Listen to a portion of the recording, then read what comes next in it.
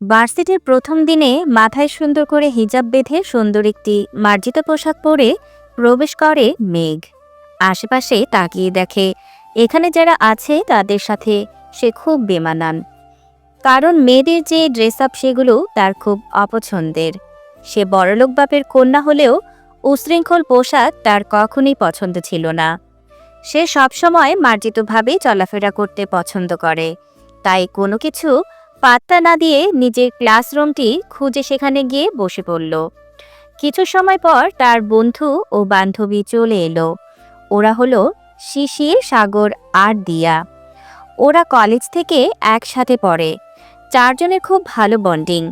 মেঘকে শান্ত ও ভদ্র মনে হলেও দুষ্টুমিতে শয়তানের নানি সে। মেঘরা দুই ভাই বোন। মেঘ বড় আর ভাই ছোট। মেঘ সবচেয়ে বেশি ঘৃণা করে একটি নাম, সেটা হলো অনুভব। এই নামের কোনো মানুষকে সে সহ্য করতে পারে না। তার মনে হয় অনুভব নামের মানুষগুলোকে মেরে পচা নর্দমায় ফেলে দিতে। আজকের ঘটনা, ক্লাস শেষ করে ওরা চারজন মাঠের একপাশে গল্প করছিল। তখনই পেছন থেকে একটি ছেলে এসে মেঘকে বলল, তোমার নাম কি?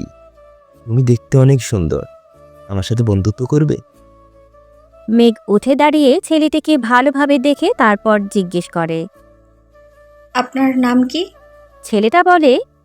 অনুভব। তখনই মেঘের মাথা গরম হয়ে যায়। নিজের ব্যাগ থেকে পানির বোতল বের করে ছেলেটির মাথায় ঢেলে দেয় আর বলে নিজের নাম চেঞ্জ করে আকিকা দিয়ে নতুন নাম রাখতে, কারণ এ নাম তার পছন্দ না। যদি নাম না পরিবর্তন করতে পারে তাহলে যেন তার সামনে কখনো না আসে। ছেলেটা মেঘের কাছে পুরাই হতভম্ব হয়ে গেছে। ছেলেটা মেঘকে পাগল বলে সেখান থেকে চলে যায়। এদিকে সাগর ওরা এই কাণ্ড দেখে মুখ টিপে হাসতে লাগলো। ওরা জানে এমনটাই হবে, কারণ এর আগেও মেঘ এমন অনেকবার করেছে। কিন্তু এর পেছনের রহস্য ওদেরও অজানা। মেঘ যদি বলবে না, তাহলে কেউ ওই কথা ওর মুখ থেকে বের করতে পারবে না। নিজের রাগকে নিয়ন্ত্রণ করতে মেঘ ওর বন্ধুদের নিয়ে ফুচকা খেতে যায়। অনেক বেশি ঝাল দিয়ে মেঘ ফুচকা খাচ্ছে। ঝালের চোটে দু চোখ বেয়ে জল পড়ছে আর কান দিয়ে ধোঁয়া বের হচ্ছে। তবুও খাওয়া বাদ দেয়নি। মুখটা একসময় পুরো লাল হয়ে গেছে। ঠিক সে সময় মুখের সামনে পানির বোতল দেখতে পেল। কে ধরেছে তা না দেখেই মেঘ পানির বোতল নিয়ে ঢকঢক করে পানি খেয়ে নিল। পানি খাওয়া শেষে ধন্যবাদ দেওয়ার জন্য মুখ খোলার আগে কানে ভেসে এলো গম্ভীর পুরুষালী কণ্ঠস্বর। ছেলেটা বলছে, তুমি কি ইডিয়েট? ছোট বাচ্চা, দেখে তো মনে হচ্ছে ভার্সিটিতে পড়ো, কিন্তু মাথায় তো বুদ্ধির ছিটে ফোটাও নেই। বুদ্ধি ছাড়া কাজকর্ম করো। এত ঝাল দিয়ে কেউ খায়? কবেটা একটা। এ বলে হনহন করে চলে গেল। মেঘে যেন ছেলেটার কথাগুলো বুঝতে অনেক সময় লাগলো। এত দ্রুত সব হয়েছে যে কি রিয়াকশন দেবে তা ভুলে গেছে। এখনো হাঁ করে ছেলেটার যাওয়ার দিকে তাকিয়ে আছে। দিয়ার ধাক্কা পেয়ে মেঘের হুঁশ ফেরে। ছেলেটা কি চিনিস? বিনা পয়সায় এতগুলো উপদেশ দিয়ে গেল তোকে, সাথে বোকা ফ্রি। দিয়ার কথা শুনে সাগর ও শিশির মুখ টিপে হাসছে। ওরা জানে জোরে হাসলে বিপদ আছে। মেঘ রাগী চোখে ওদের দিকে তাকালো। তারপর কিছু না বলে বাসায় চলে গেল। পরের দিন মেঘ ওরা যখন ক্লাসে বসে আছে তখন প্রিন্সিপাল স্যারও সাথে কালকের ছেলেটি প্রবেশ করল। ছেলেটি দেখতে অনেক স্মার্ট, চোখ দুটো অনেক গম্ভীর আকারের। তাকিয়ে থাকা যাবে না, চোখ দিয়ে মানুষ খুন করতে পারে। চুলগুলো জেল দিয়ে সেট করা, ক্লিন শেপ, পরনে কালো রঙের শার্ট আর প্যান্ট। মেয়েরা যেন চোখ দিয়ে গিলে খাবে এমন অবস্থা। কিন্তু মেঘের তা দেখে রাগ উঠে গেছে। কালকের কথাগুলো কানে বাজছে। কেউ খারাপ ব্যবহার করলে মেঘটা মেনে নিতে পারে না। প্রিন্সিপাল স্যার বললেন, উনি তোমাদের ইংরেজি ওয়াস্কর, ফরাজ খান অনুভব। অনুভব নাম শুনে মেঘের মাথায় আগুন জ্বলে উঠল। আর কি কথা শুনবে? কানে তো আর কোনো কথা পৌঁছানোর উপায় নেই। এই অনুভব নামের লোকটাকে তার সহ্য করতে হবে, তার ক্লাস করতে হবে। এটা কিভাবে মানা যায়? যে নামের মানুষ থেকে সে সর্বদা দূরে থেকেছে, ঘৃণা করেছে, আজ সেই নামের মানুষকে সম্মান দেওয়া এটা কখনো সম্ভব নয়। অনুভব মানে খারাপ মানুষ, যে কিনা মানুষদের আঘাত করতে পারে, মিথ্যা অপবাদ দিতে পারে, পরিবার ভাগ করতে পারে। তাদের সম্মান করা যায় না। চোখ বন্ধ করে বড় বড় শ্বাস নিতে থাকে মেঘ, নিজেকে শান্ত করার চেষ্টা যাকে বলে। দীর্ঘদিনের জমানো অভিমানটা এখন ঘৃণায় পরিণত হয়েছে। আপনজনের কাছ থেকে পাওয়া কষ্ট, মিথ্যা অপবাদ সহজেই ভোলা যায় না। তাই রাগটা কমাতে চাচ্ছে, কিন্তু মেঘ তা পারছে না। প্রিন্সিপাল স্যার তার কাজ শেষ করে চলে গেলেন, কিন্তু অনুভব তার কাজের দায়িত্ব পালনের জন্য রয়ে গেলেন। অনুভব তার পরিচয় দিতে লাগলেন, কিন্তু মেঘ তার দুনিয়ায় ব্যস্ত। অনুভবের কোনো কথা তার কান পর্যন্ত পৌঁছাচ্ছে না। যদি পৌঁছাতো তাহলে যে কি তা হতো আল্লাহ মালুম। অনুভব প্রথম দিন বলে সবার সাথে পরিচয় পর্ব শেষ করে নিচ্ছে। সবার নাম, কোথায় থাকে, কোথা থেকে পড়ে, এখানে ভর্তি হয়েছে ইত্যাদি বিষয়গুলো জিজ্ঞেস করছে। হঠাৎ অনুভবের চোখ গেল পেছনের দিকে বসা মেঘের ওপর। মেঘের চোখ মুখ লাল হয়ে আছে, দেখে বোঝা যাচ্ছে খুব রেগে আছে। ভালো করে খেয়াল করতে অনুভব দেখল মেয়েটা অত্যন্ত মায়াবী চেহারার অধিকারী। গোলগাল মুখে চোখ দুটো অনেক বেশি দৃষ্টি কাড়ে। মুখটা অনেক চেনা জানা কারোর সাথে মেলে, আগে কোথাও দেখেছে বলে মনে হচ্ছে। হঠাৎ তার কালকের কথা মনে হলো, তারপর মুখে বাঁকা একটা হাসি দিল। রাগের কারণটা বুঝতে পেরেছে বলে। সবাইকে জিজ্ঞেস করা শেষে যখন অনুভব মেঘকে জিজ্ঞেস করতে এলো, তখন মেঘ অনুভবকে বলল, আমি একটু বাইরে যাব, কাজ আছে। এ বলে বাহিরে চলে গেল। আসলে মেঘ দুষ্ট কিন্তু বেয়াদব না, তাই নিজের রাগ আর জেদ বজায় রাখতে বাহিরে চলে এলো। কোনো সিনক্রেট করতে চায় না সে। অনুভব মেঘের যাওয়ার দিকে হা করে তাকিয়ে রইল, আর মনে মনে ইডিয়েট বলে বকা দিল। তারও অনেক রাগ হলো। ঠিকভাবে ক্লাসটা শেষ করলো। অনুভব যাওয়ার পর দিয়া ওরা দ্রুত ক্লাস থেকে বের হয়ে গেল। ওরা জানে মেঘ অনেক রেগে আছে, মাঝে মধ্যে রাগের বশে নিজের হুঁশ হারিয়ে ফেলে। আজকের বিষয়টা যে সে কিভাবে হ্যান্ডেল করবে তা কেউই বুঝতে পারছে না। অনেকক্ষণ খোঁজাখুঁজি করার পর মেঘকে ওরা ক্যান্টিনে দেখতে পেল। মেঘ এক প্লেট কাঁচামরিচ নিয়ে বসে আছে। বসে আছে বললে ভুল হবে, রাগ কমাতে সে কাঁচামরিচ খেয়ে যাচ্ছে। দেখ মেঘ বোন, এমন পাগলামো করিস না।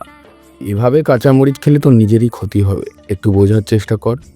দুনিয়াতে একটা নামে সব মানুষ খারাপ হয় না, ভালো মন্দ মিলেই তো মানুষ। একজনের রাগ অন্যজনের উপর কেন খাটাবি? এটা অন্যায় হবে। মেঘ শিশিরের দিকে অগ্নিদৃষ্টি নিয়ে তাকালো, তারপর বলল, মানুষ চেনেছে আমাকে? মানুষ? হ্যাঁ, ছোট একটা বাচ্চাকে যখন চোর উপাধি দিয়ে তার পরিবার সহ আলাদা করে দেয়, তখন ছোট বাচ্চাটা চিৎকার করে বলতে থাকে, আমি চুরি করিনি, আমায় দোষ দিও না, তোমরা ভুল বুঝছো। নিজের আপন মানুষগুলো তা না শুনে ওই গালে চড় মেরেছিল। তখন তাদেরকে কেন মানুষ চেনাতে যাসনি তোরা? আজ শুধু আমাকেই চেনানোর দায়িত্ব নিয়েছিস? হ্যাঁ, কত বছর ওই ঘটনাটা স্বপ্ন হয়ে চোখে ভেসে উঠেছে আমার, জানিস? ভয় পেয়ে জ্বরে পড়ে থেকেছি আমি। তারা তো এত বছরেও নিজের ভুলটা বুঝতে পারেনি। আমি কেন একাই মহৎ হতে যাব? হ্যাঁ, আমি ঘৃণা করি ওই নামের পৃথিবীর সকল মানুষকে, যে নাম কিনা আমার ছোট থেকে বড় হওয়া পর্যন্ত আমার সুখ কেড়ে নিয়েছে, মিথ্যা অপবাদের বোঝা ঘাড়ে লাগিয়ে দিয়েছে আমার। এ বলে ফোঁপাতে লাগলো। শিশির ওরা পুরো হতভম্ব হয়ে দাঁড়িয়ে রইল। ওদের চোখে পানি এসে গেছে। এত বছর ধরে যে কথা মেঘ ওদের থেকে গোপন রেখেছে, আজ সেই কথা কতটা কষ্ট পেলে তা বুক চেড়ে বের করে ওদের বলে ফেলেছে তাই ভাবছে। মেঘকে যে সান্ত্বনা দেবে সেই ভাষাটা ওরা হারিয়ে ফেলেছে। অনেক দূর থেকে অনুভব ওদের দেখছিল, কিন্তু কোনো কথা শুনতে বা বুঝতে পারেনি। তবে এতটুকু বুঝতে পেরেছে মেঘ কান্না করছিল। অনুভবের কেন যেন একটা কষ্ট হলো, কিন্তু তা কেন হলো বুঝতে পারছে না। মেঘ ওদের সাথে আর কথা না বলে চলে গেল। অনুভব সাগরকে ডেকে জিজ্ঞেস করলো। মেয়েটার নাম কি? সাগর বলল, ওর নাম রোজা খান। এ বলে ওরা চলে গেল। রোজা খান শুনে অনুভবের বুকে তীব্র যন্ত্রণা অনুভব হলো। রোজা খান এই নামটার সাথে তার হাজারো স্মৃতি জড়িয়ে আছে। তার মধ্যে একটি হলো নিজের নাম ফারাজের ফ বাদ দিয়ে বাকি দুটো বর্ণ দিয়ে নিজের নামের সাথে মিল রেখে নাম রেখেছিল রোজা খান। তার পিচ চিটার, ভালো করতে গিয়ে কত বছর ধরে দেখতে পায় না তাকে। কোথায় আছে, কেমন আছে জানা নেই। জানার পরটাও হারিয়ে গেছে 2 বছর আগে। এখন যে কিভাবে খুঁজে বের করবে তা জানা নেই। তখনই অনুভবের ফোন বাজতে শুরু করলো। অনুভব দেখলো তার ভাড়া করা ডিটেকটিভের ফোন। অনুভব তাড়াতাড়ি কল ধরলো। লোকটি বলল, আফজাল খান নামে 5 জন লোক আছে, তাদের ছবি সহ আপনাকে মেসেজ দিয়েছি, দেখে বলেন এদের মধ্যে কোনটি আপনার চাচা। ঠিক আছে, আমি দেখি তোমাকে কল দিচ্ছি। এদিকে মেঘ প্রত্যেকবারের মতো বাসায় গিয়ে নিজেকে শান্ত করার জন্য ওয়াশরুমে গিয়ে ঝর্ণা ছেড়ে সেখানেই বসে পড়ল। মেঘের আম্মু নামাজে ছিল বিধায় মেঘকে ঘরে প্রবেশ করতে দেখেনি। তিনি নামাজ শেষ করে উঠলে ময়নার মা তাকে বলে, আপাকে দেখলাম অনেক রাগ করে বাড়িতে ঢুকতে। আপনি আপার কাছে জলদি যান, না হলে আবার জ্বর বাঁধাবে। মেঘের আম্মু সাথে সাথেই মেঘের ঘরে প্রবেশ করলো। দেখলো ওয়াশরুমে পানি পড়ার শব্দ ভেসে আসছে। তিনি বারবার শব্দ করে মেঘকে ডেকে চলেছেন, কিন্তু কোনো সাড়া আসছে না। তিনি বুঝতে পারলেন মেয়ের কোনো কারণে ভীষণ মন খারাপ হয়েছে অথবা কষ্ট পেয়েছে। তাই দেরি না করে মেঘের বাবা আফজাল খানকে কল দিয়ে সব বললেন। আফজাল খানও দেরি না করে নিজ বাসার উদ্দেশ্যে ছুটলেন। প্রায় 1 ঘন্টা পর তিনি তার ছেলে রিফাতকে নিয়ে বাসায় আসলেন। ওয়াশরুমের দরজা ভেঙে মেয়েকে বের করে নিয়ে আসলেন। দীর্ঘ সময় পানির নিচে বসে থাকার কারণে সারা শরীর ফ্যাকাশে হয়ে গেছে। ইমার্জেন্সিভাবে চিকিৎসার ব্যবস্থা করা হলো। মেঘের মা সেই যে কান্না শুরু করছেন, এখনও থামার নাম নেই। মেঘের মা কান্না করতে করতে বললেন, আর কতদিন আমার মেয়েটা এভাবে কষ্ট পাবে? অনেক তো হলো, এ থেকে কি মুক্তির পথ নেই? আপনি কেন ওকে সত্যিটা বলছেন না?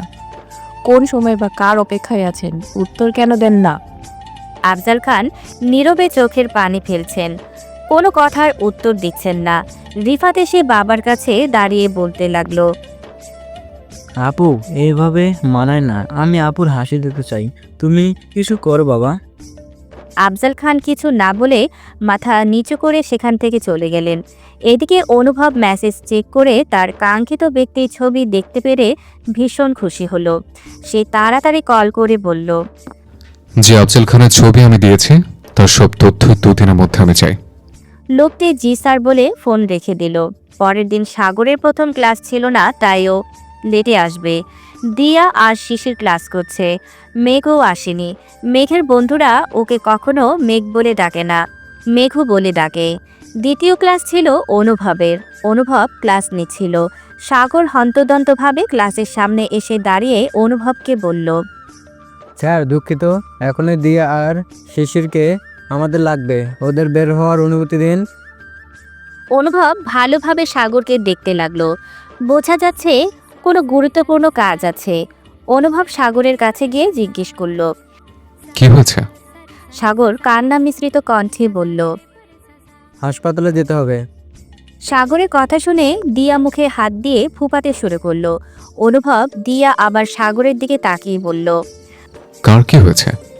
তখন পেছন থেকে শিশির বলল, সাগর ছোট, তোকে ফোন দিয়েছিল, এখনো ঠিকই আছে। আধা ঘন্টা আগে ফোন দিয়েছিল, অবস্থা মোটামুটি ভালো, এখনই যেতে হবে। অনুভব আবার বলল, কার কি হয়েছে বলবে তো? রোজ হাসপাতালে স্যার, আমাদের যেতে হবে। কি হয়েছে রোজার? বাসায় যাওয়ার পর থেকে কি হয়েছে সব বললো। মেয়েটা এমন কেন করেছে? কার উপরে তো ডাক্তার?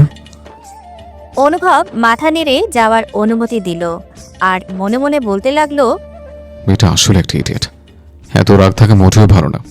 অনুভব ওরা যাওয়ার পর ক্লাসটা নিল, কিন্তু মনের মধ্যে কেমন যেন খচখচ করতে লাগলো। রোজা মেয়েটার সম্পর্কে জানার আগ্রহ হলো প্রচুর। অনুভব ক্লাস থেকে বের হওয়ার সময় ওদের কারো ফোন নাম্বার আছে কিনা জিজ্ঞেস করলো, কিন্তু কারো কাছে না থাকায় হতাশ হলো। এদিকে ওরা হাসপাতালে পৌঁছে দেখলো মেঘ ঘুমাচ্ছে, ওর মা বাবা আর ছোট বসে আছে। রিফাতকে ওরা ভালোবেসে ছোট ডাকে। রিফাত ওদের দেখে কাছে এলো। দিয়া মাথায় হাত বুলিয়ে বলল, কিছু হবে না, আমরা আছি। তুমি কালকেই কেন কল দাওনি? কালকে আপুর অবস্থা দেখে আমরা সবাই ভয় পেয়ে যাই, আর অনেক রাত হাসপাতালে, আর ওনাকে রাতে হাসপাতালে আনা হয়, তাই আর ফোন দেইনি। এরপর থেকে যাই হোক না কেন আগে কল দিবা, পরেরটা পরের চিন্তা। রিফাত মাথা নেড়ে হ্যাঁ বোঝালো। একদিন পরে মেঘকে হাসপাতাল থেকে রিলিজ দেওয়া হয়, কিন্তু দুর্বলতার কারণে ও ভার্সিটিতে যায় না। সাগর ওরা ক্লাস করে সব পড়া ওকে দেয়। অনুভব সাগরের কাছ থেকে মেঘের খোঁজ নিয়েছে, কিন্তু ব্যস্ততার কারণে সাগরের কাছ থেকে মেঘের কাহিনী শোনার সময় পায়নি। 7 দিন পর আজ আকাশ অনেকটা মেঘাচ্ছন্ন হয়ে আছে। অনুভব আজ গাড়ি নিয়ে যাচ্ছে তার চাচা আফজাল খানের সাথে দেখা করতে। কাল রাতে তার ডিটেকটিভ সব তথ্য দিয়েছে, এমনকি বাড়ির ঠিকানাও, কিন্তু সে বাড়ি আগেই যাবে না, তাই অফিসে যাচ্ছে দেখা করতে। কিন্তু হঠাৎ করে তুমুল জোরে ঝড় উঠে এসেছে, ধুলো দিয়ে চারপাশ ভরে গেছে, কিছুই দেখা যাচ্ছে না। অনুভব গাড়ি একপাশে ব্রেক করার আগেই বিকট শব্দ তার কানে এসে লাগলো। মাথায় কিছুর সাথে লেগে ব্যথা পেয়েছে, রক্ত গড়িয়ে পড়ছে। এর মধ্যে বাইরে বৃষ্টি শুরু হয়েছে। অনুভব দেখলো তার গাড়ির জানালা দিয়ে কেউ তাকে ডাকছে বা গাড়ি খোলার চেষ্টা করছে। অনুভব নিভু নিভু চোখ গাড়ির দরজা খুলে দিতে সক্ষম হলো। দেখলো মেঘ দাঁড়িয়ে আছে আর কে যেন বলছে। সে কিছুই বুঝতে পারল না, জ্ঞান হারিয়ে ফেলল। একটু আগের ঘটনা। মেঘের খুব মন খারাপ হচ্ছিল, তাই সে তার দাদার কবরত জিয়ারত করার জন্য এদিকে আসে। কিছু সময় কবরস্থানের বাইরে দাঁড়িয়ে থাকে, এটা তার অভ্যাস। যখন দেখল ঝড় উঠতে শুরু করেছে, তখন সে হাঁটা শুরু করে নিরাপদ কোনো স্থানে যাওয়ার জন্য। কিন্তু দেখতে পায় একটা ট্রাক হঠাৎ করেই একটা গাড়িকে ধাক্কা দেয়। মানবতার খাতিরে সে সাহায্যের জন্য এগিয়ে যায়। যখন অনুভব গাড়ি খোলে, তখন অনুভবকে দেখে সে থমকে যায়, কিন্তু বিবেকের কাছে সে হেরে যায়, তাই সাহায্য করার জন্য হাত বাড়ায়।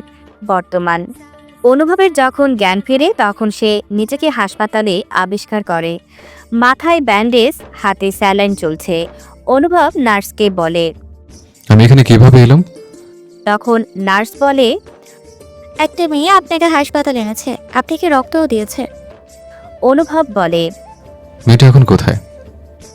আপনি বিপদমুক্ত আছেন শুনেই চলে গেছে, কিন্তু একটা ছেলে দাঁড়িয়ে আছে বাইরে, মনে হয় মেয়েটার কিছু হয়, আপনি চাইলে ডাকতে পারি। আপনার ছেলেটাকে ভেতর আসতে বলুন। একটু পর একটা ছেলে ভেতরে প্রবেশ করে। অনুভব ছেলেটাকে দেখে বলে, সাগর, তুমি এখানে? সাগর কেবিনে ঢুকে অনুভবকে সালাম দিল আর বলল, স্যার, আপনি এখন কেমন আছেন? অনেক ভয় পেয়েছিলাম স্যার। অনুভব মৃদু হেসে বলল, আমি ঠিক আছে। তুমি এখানে কিভাবে এলে?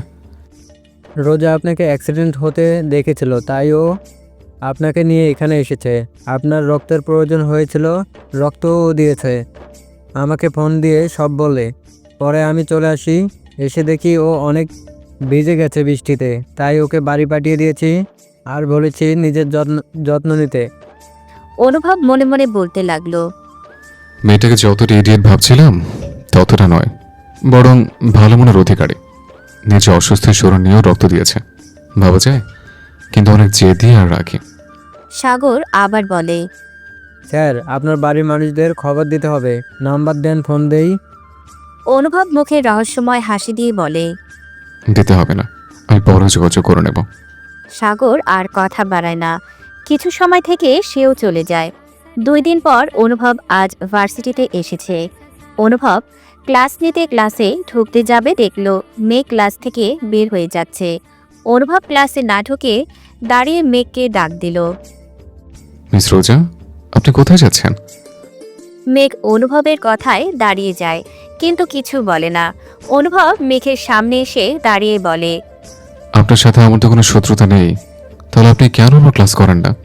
পড়ালেখা গ্যাপ পড়ে যাবে, রেজাল্ট খারাপ হবে, মা বাবাকে কিছু বলতে দেবেন। যদি এমন হতো আমি মাত্র 7 দিন ক্লাস নেব, তা তো নয়, পুরো 1 বছর। এমনও হতে পারে দ্বিতীয় বছরেও আমাকেই পেলেন, তখন কি করবেন? যদি আপনার আমাকে পছন্দ না হয় সমস্যা নেই, চোখ বন্ধ করে ক্লাস করুন। তবুও বলবো আপনার ভবিষ্যতের জন্য ক্লাস করাটা জরুরি। এভাবে নিজের ক্ষতি করবেন না। মেঘ তবুও কিছু না বলে শান্তভাবে ক্লাসের দিকে এগিয়ে যেতে লাগলো। তখন আবার অনুভব বলল, আপনাকে অনেক ধন্যবাদ সেদিন আমাকে সাহায্য করার জন্য। আপনি আমাকে ঋণী করে রেখেছেন। মেঘ তবুও কিছু না বলে ক্লাসে ঢুকে গেল। মেঘকে দেখে দিয়া ওরা অবাক হয়ে গেল। কারণ ওরাও একটু আগে অনেক বুঝিয়েছিল কিন্তু কাজ হয়নি। এখন ওকে দেখে ভীষণ খুশি হলো। যাই হোক, সময়ের সাথে একটু হলেও মানিয়ে নেওয়ার চেষ্টা করছে, তাই ওরা আর কিছু ওকে বলল না। অনুভবও মনে মনে ভীষণ শান্তি অনুভব করলো যে সে মেয়েটাকে বোঝাতে সক্ষম হয়েছে। এখন কথা না বললেও ভবিষ্যতে ওটাও সক্ষম করতে সফল হবে। এই ভেবে ক্লাস নিতে আরম্ভ করলো। অনুভব খেয়াল করলো মেঘ একবারের জন্য তার দিকে তাকায়নি, কিন্তু খাতায় পড়াগুলো ঠিকই লিখে রাখছে। মনে মনে ভাবলো সাগরকে ডেকে কথা বলে সব জানতে হবে, কিন্তু আজ তার সময় নেই। চাচার সাথে দেখা করতে যাবে, অনেক দায়িত্ব তার, একজনের মান ভাঙাতেও হবে। এ মনে করে বাঁকা হাসলো অনুভব। ক্লাস শেষ করে চলে গেল। এদিকে মেঘরাও সব ক্লাস করলো। ক্লাস শেষে শিশির বলল, মেঘ, তুই যে নিজের রাগ আর ঘৃণাকে একপাশে রেখে মানিয়ে নিতে শিখতে শুরু করেছিস, এতে আমরা অনেক খুশি। পৃথিবীর এক মানুষের জন্য সব মানুষকে বিচার যেমন করা যায় না, তেমনি নিজের ক্ষতি হবে যেন সে কাজ করা ঠিক না। যার যার শাস্তি আল্লাহ তাকে ঠিক সময় ফেরত দেবে, চিন্তা করিস না। মেঘ হুম বলে চলে গেল। এদিকে অনুভব তার চাচার সাথে দেখা করতে অফিসের সামনে চলে এসেছে। বুকটা হঠাৎ ধুকপুক করা শুরু করেছে। কিভাবে কোথা থেকে শুরু করবে তাই ভাবছে। চাচাও যদি তাকে ঘৃণা করে তাহলে তার পিচ্চিটার মান ভাঙাতে সে পারবে না, কিন্তু তা তো মান ভাঙাতেই হবে। কত বছর দেখা হয় না, অনেক বড় হয়ে গেছে এখন, দেখলে কি চিনতে পারবে? এসব ভাবতে ভাবতে অফিসে প্রবেশ করলো। অফিসে ঢুকতেই অনুভব দেখলো একটা লোক ভয়ে দৌড়াদৌড়ি করছে। অনুভব অন্য একটা লোককে জিজ্ঞেস করলো। আচ্ছা, ওই লোকটি এমন করছে কেন? আর লোকটা কে? সেই লোকটি বলল, ইনি হলেন ম্যানেজার স্যার। ম্যাডাম এসেছে তাই ভয়ে দৌড়াচ্ছে। ম্যাডাম এখন বুট মিটিং করবে, তাই এই অবস্থা। অনুভব আবার জিজ্ঞেস করলো, ম্যাডাম কে? এটা আফজল খানের অফিস না? জি, এটা তার অফিস, কিন্তু স্যার কাল বিকেলে ঢাকার বাইরে গেছেন, 2 সপ্তাহ পরে আসবেন। তাই তার মেয়ে মানে ম্যাডাম অফিস দেখাশোনা করবেন। ম্যাডামের বয়স কম হলেও বাবার সাথে থেকে অনেক বুদ্ধিমতী ও দক্ষ হয়ে উঠেছে। অনুভব মনে মনে চিন্তা করলো তার পিচ্চি বুড়িটা এত বড় হয়ে গেছে, অত কিছু শিখে ফেলেছে। এক নজর দূর থেকে দেখে যাই, তাই আবার বলল, আমি তো স্যারের সাথে দেখা করতে এসেছিলাম। যেহেতু তিনি নেই, তাহলে আমি কি ম্যাডামের সাথে দেখা করতে পারি? তার কথা শুনে লোকটি বলল, আজকে দেখা করা সম্ভব হবে না, আজ তিনি অনেক ব্যস্ত। তারপর মনে হয় একটু রেগে আছেন। আপনি বরং আপনার কার্ড দিয়ে যান, আমি আপনাকে কল দিয়ে জানাবনি। অনুভব নিরাশ হলো। তখন বলল, থাক, আমি পরে এসে দেখা করবো না, অনেক হিসাব নিকেশ বাকি আছে তো। এ বলে মুখটা ভার করে অনুভব অফিস থেকে বের হয়ে গেল। এদিকে মেঘ মিটিং শেষ করলো। তারপর মোটামুটি সব কাজ গুছিয়ে সিসিটিভি ক্যামেরা দিয়ে সারাদিনের সব কিছু চেক করতে শুরু করলো। কারণ তার বাবা আফজাল খান ওকে বলেছে যে মানুষকে বিশ্বাস করবা, কিন্তু অন্ধের মতো নয়। মানুষ আপন সেজে ছুরি চালায়, আর ব্যবসার ক্ষেত্রে চোখ মুখ কান সর্বদা সজাগ রেখে কাজ করতে হয়। বিপদ বলে কয়ে আসে না। বাবার থেকে সব গুণ সে শিখেছে, তাই বাবার নির্দেশ অনুযায়ী এটা প্রতিদিন সে করে। সিসিটিভি ক্যামেরা চেক করার সময় মেঘ দেখল একটা লোক তার কর্মচারীর সাথে অনেকক্ষণ কথা বলে চলে গেল, কিন্তু লোকটির মুখ দেখতে পাওয়া যায়নি। তারপর সে লোকটির মুখ দেখার জন্য বারবার টেনে টুনে ভিডিওটা দেখতেই দেখল এটা তার গুণধর অনুভব স্যার। অনুভবকে অফিসে দেখে মেঘের রাগ হলো। কেন রে, তুই কেন বারবার সঙ্গের মতো আমার সামনে আসবি? দুনিয়াতে কি মানুষ নেই আর? সেদিন বাবা রাত্রে তাকে বারবার বুঝিয়েছে, এভাবে নিজের ক্ষতি করে ক্লাস মার দিও না। সব পরিস্থিতিতে তোমাকে মানিয়ে চলতে হবে। তাছাড়া ব্যবসাটাও তোমাকেই সামলাতে হবে। মেয়ে হয়েছে বলে শুধু রান্না করবা তা নয়, সবার সেরা হতে হবে। বাবার কথাগুলো শুনে তাই সে অনুভবের কথা আর তার বাবার কথা মাথায় রেখে ক্লাস করেছে, কিন্তু নিজের জেদও বজায় রেখেছে। কিন্তু এখানে কেন এসেছে সেটা মানতে পারছে না।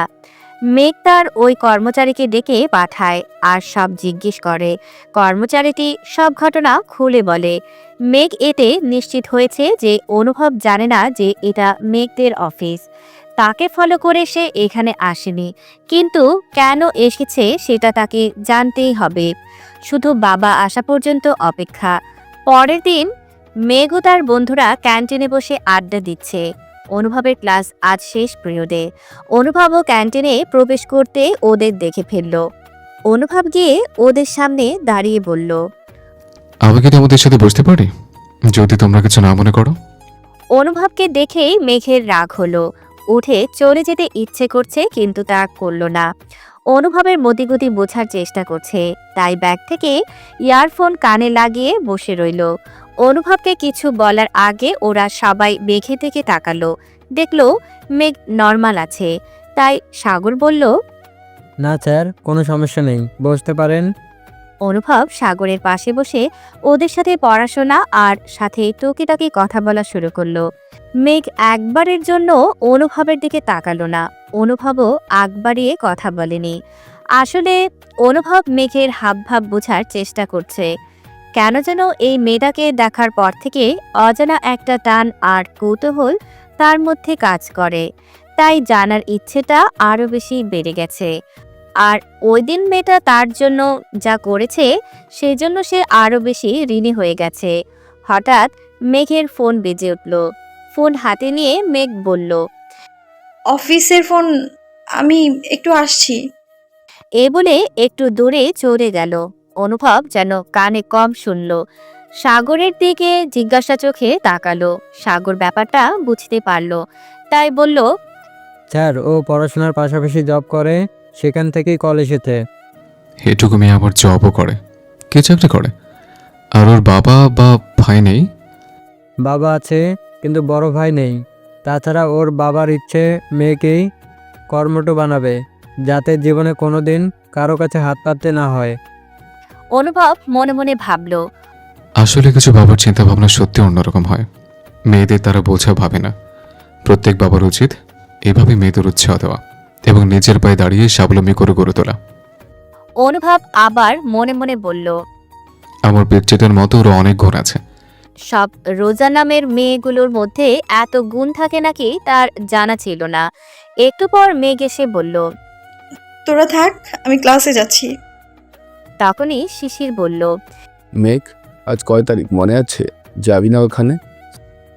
যাবো তো অবশ্যই, কিন্তু তোদের যেতে হবে না, কাকার সাথে যাব। এ বলে মেঘ চলে গেল, সাথে দিয়াও পিছনে এলো। তখন অনুভব বলল, শিশির ওকে মেঘ বলে ডাকলে কেন? ওর কি আরো কোনো নাম আছে? সাগর কিছু বলতে যাবে, তখনই অনুভবের কল আসলো। অনুভব বিরক্ত বোধ করলো, তবুও কলটা ধরে ওদের থেকে বিদায় নিল। এদিকে ক্লাস শেষ করে মেঘ তার ড্রাইভার চাচাকে নিয়ে কবরস্থানে গেল ওর দাদার কবর জিয়ারত করতে, সাথে পাশের এতিমখানার বাচ্চাদের জন্য কিছু জিনিস দিতে, যা মেঘ প্রতি মাসেই করে। এভাবে বেশ কিছুদিন কেটে গেল। অনুভব মেঘকে আরও বেশি করে খেয়াল করতে লাগলো। কি এক মায়া কাজ করে মেঘের মুখে। অনুভব এখন খেয়াল করেছে মেঘ তার ক্লাসে এখন আগের থেকে বেশ স্বাভাবিক হয়ে উঠেছে। মাঝে মধ্যে না বুঝলে প্রশ্ন করে, টুকিটাকি কথাও বলে। আজ সাগরের সাথে অনুভব বিকেলে একটা কফি হাউসে দেখা করতে চেয়েছে। তাই অনুভব তাড়াতাড়ি সব কাজ শেষ করে সেখানে যাওয়ার জন্য বের হয়েছে। যাওয়ার পথে দেখলো একটা মেয়ে পথের ধারে কিছু বাচ্চাকে চকলেট ও খাবারের প্যাকেট দিচ্ছে, কিন্তু মেয়েটার মুখ হিজাবের কারণে দেখা যাচ্ছে না।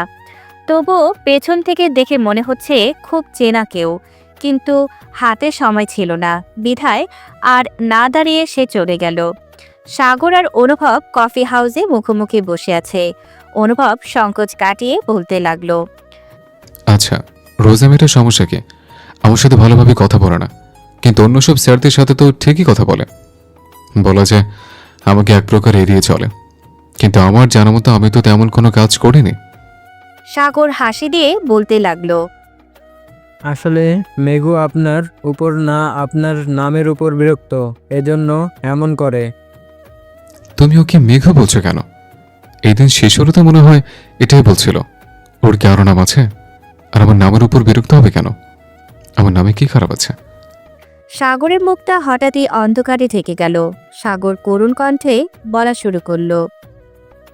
আসলে স্যার, অনুভব নামের ওর জীবনে কেউ ছিল যে কিনা ছোটবেলায় ওকে কোনো মিথ্যা অপবাদ দিয়েছিল, যে আঘাতটা ওর মনে এমনভাবে প্রভাব ফেলে যে ওর ওই অনুভব নাম শুনলে রেগে যায়।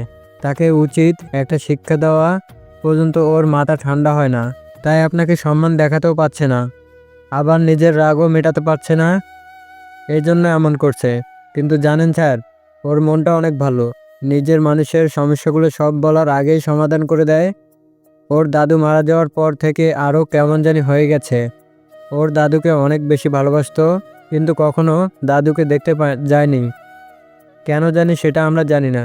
দাদু মারা যাওয়ার আগে আর নিজেকে ধরে রাখতে পারেনি, হাসপাতালে ছুটে গিয়েছিল।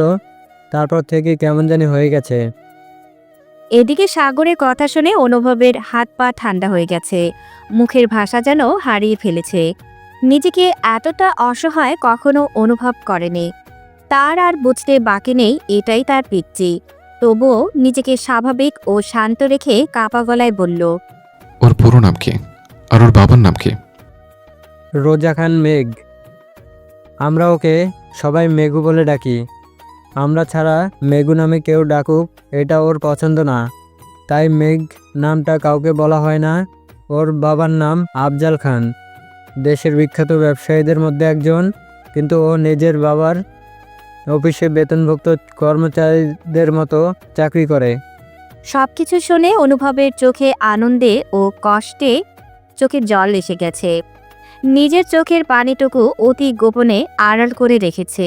সাগর অনুভবকে খেয়াল করতে বলল, স্যার, আপনি ঠিক আছেন? আপনাকে কেমন জানি লাগছে। অনুভব মাথা নেড়ে বলল। না, ঠিক আছে।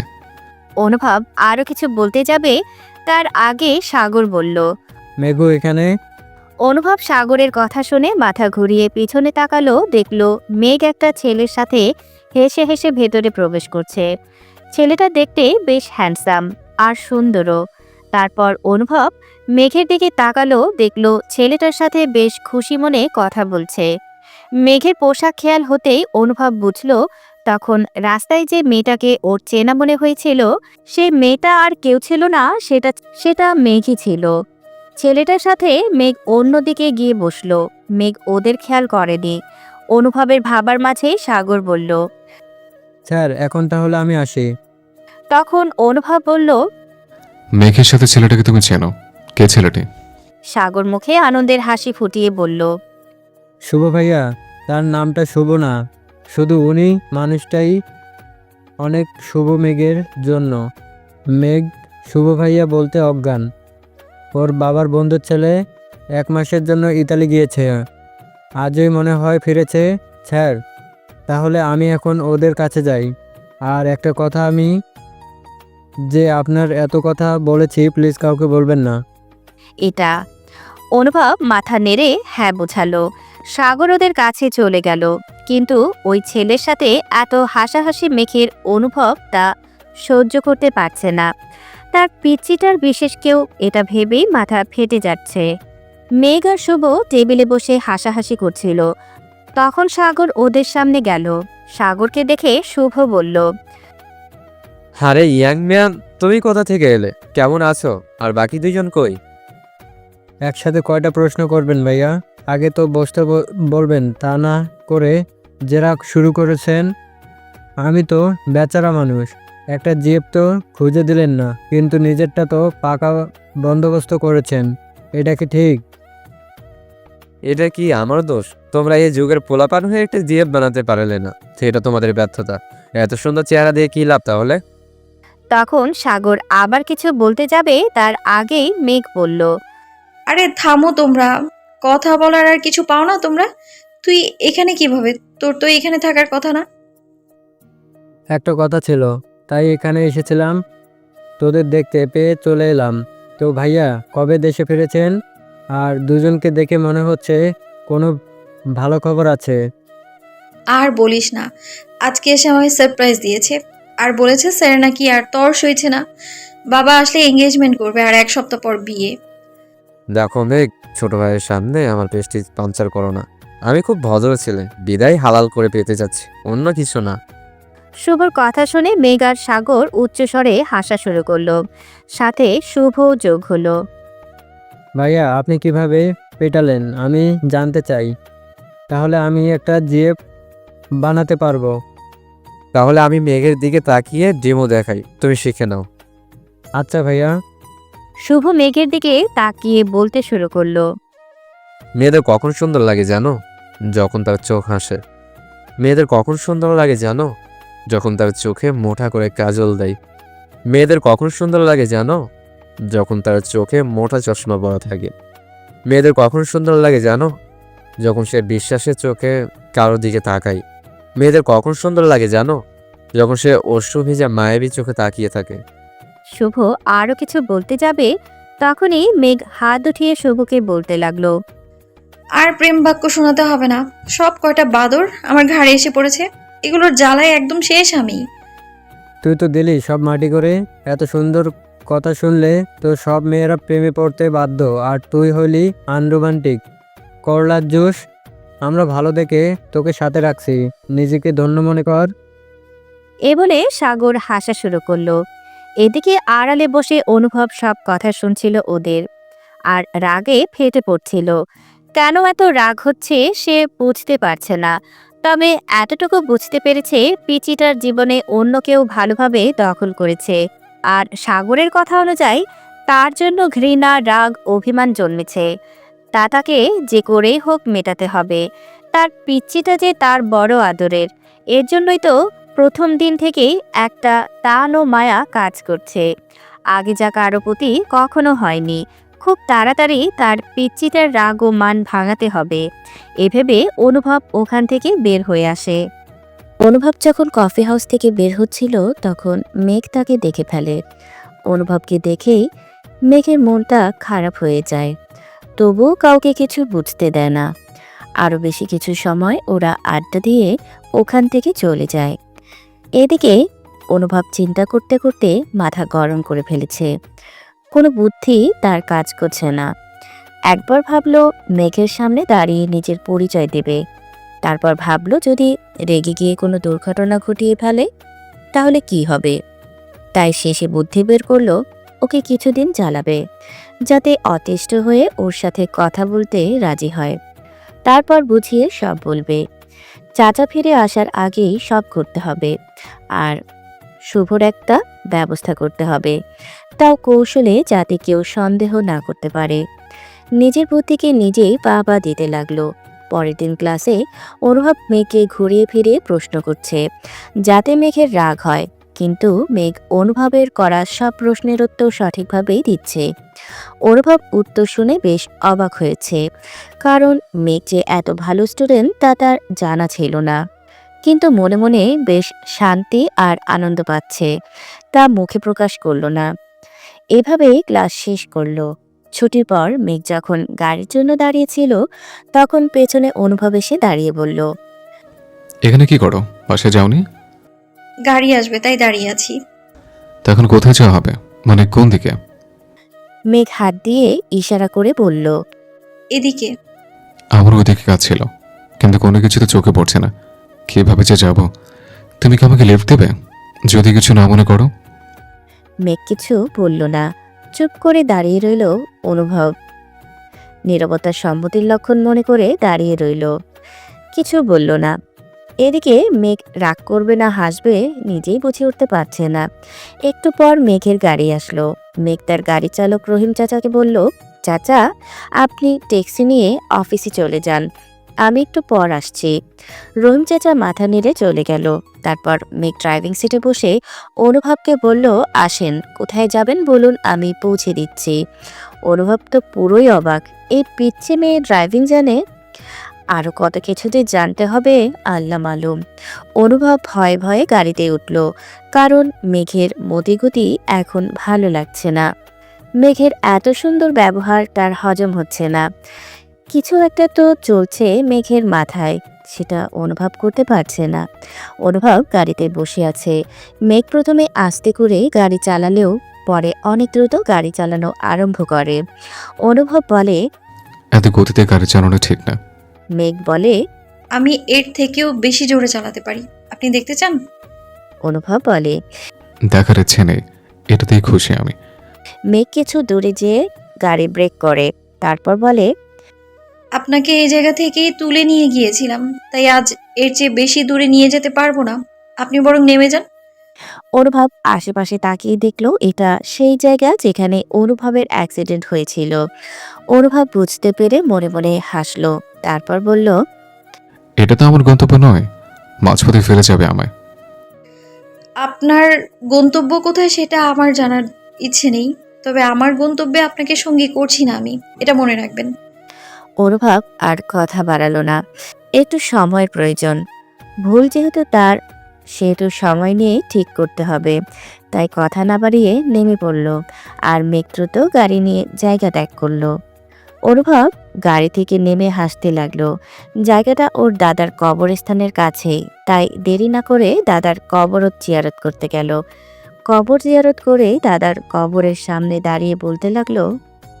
তোমার নাতনিকে তো তুমি বেশি ভালোবাসতে, সবসময় তার সাপোর্ট করতে, কিন্তু একদিন আমার সাপোর্ট কি করলে তোমার নাতনি তোমার সাথে কথা বলা, এমনকি দেখা করাও ছেড়ে দিল। নিজেকে মাঝে মাঝে অনেক বেশি দোষী মনে হয়।